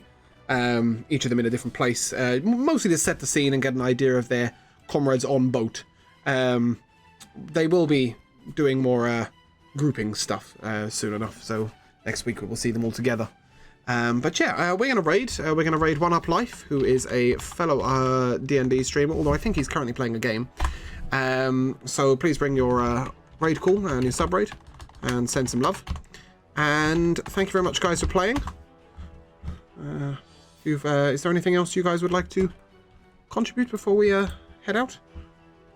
Hands are not very good at hitting. No, I think we're good for the day. You'll get there. All right. Well, it's been a pleasure, and yeah, we will catch you guys soon. Hey. In a bit.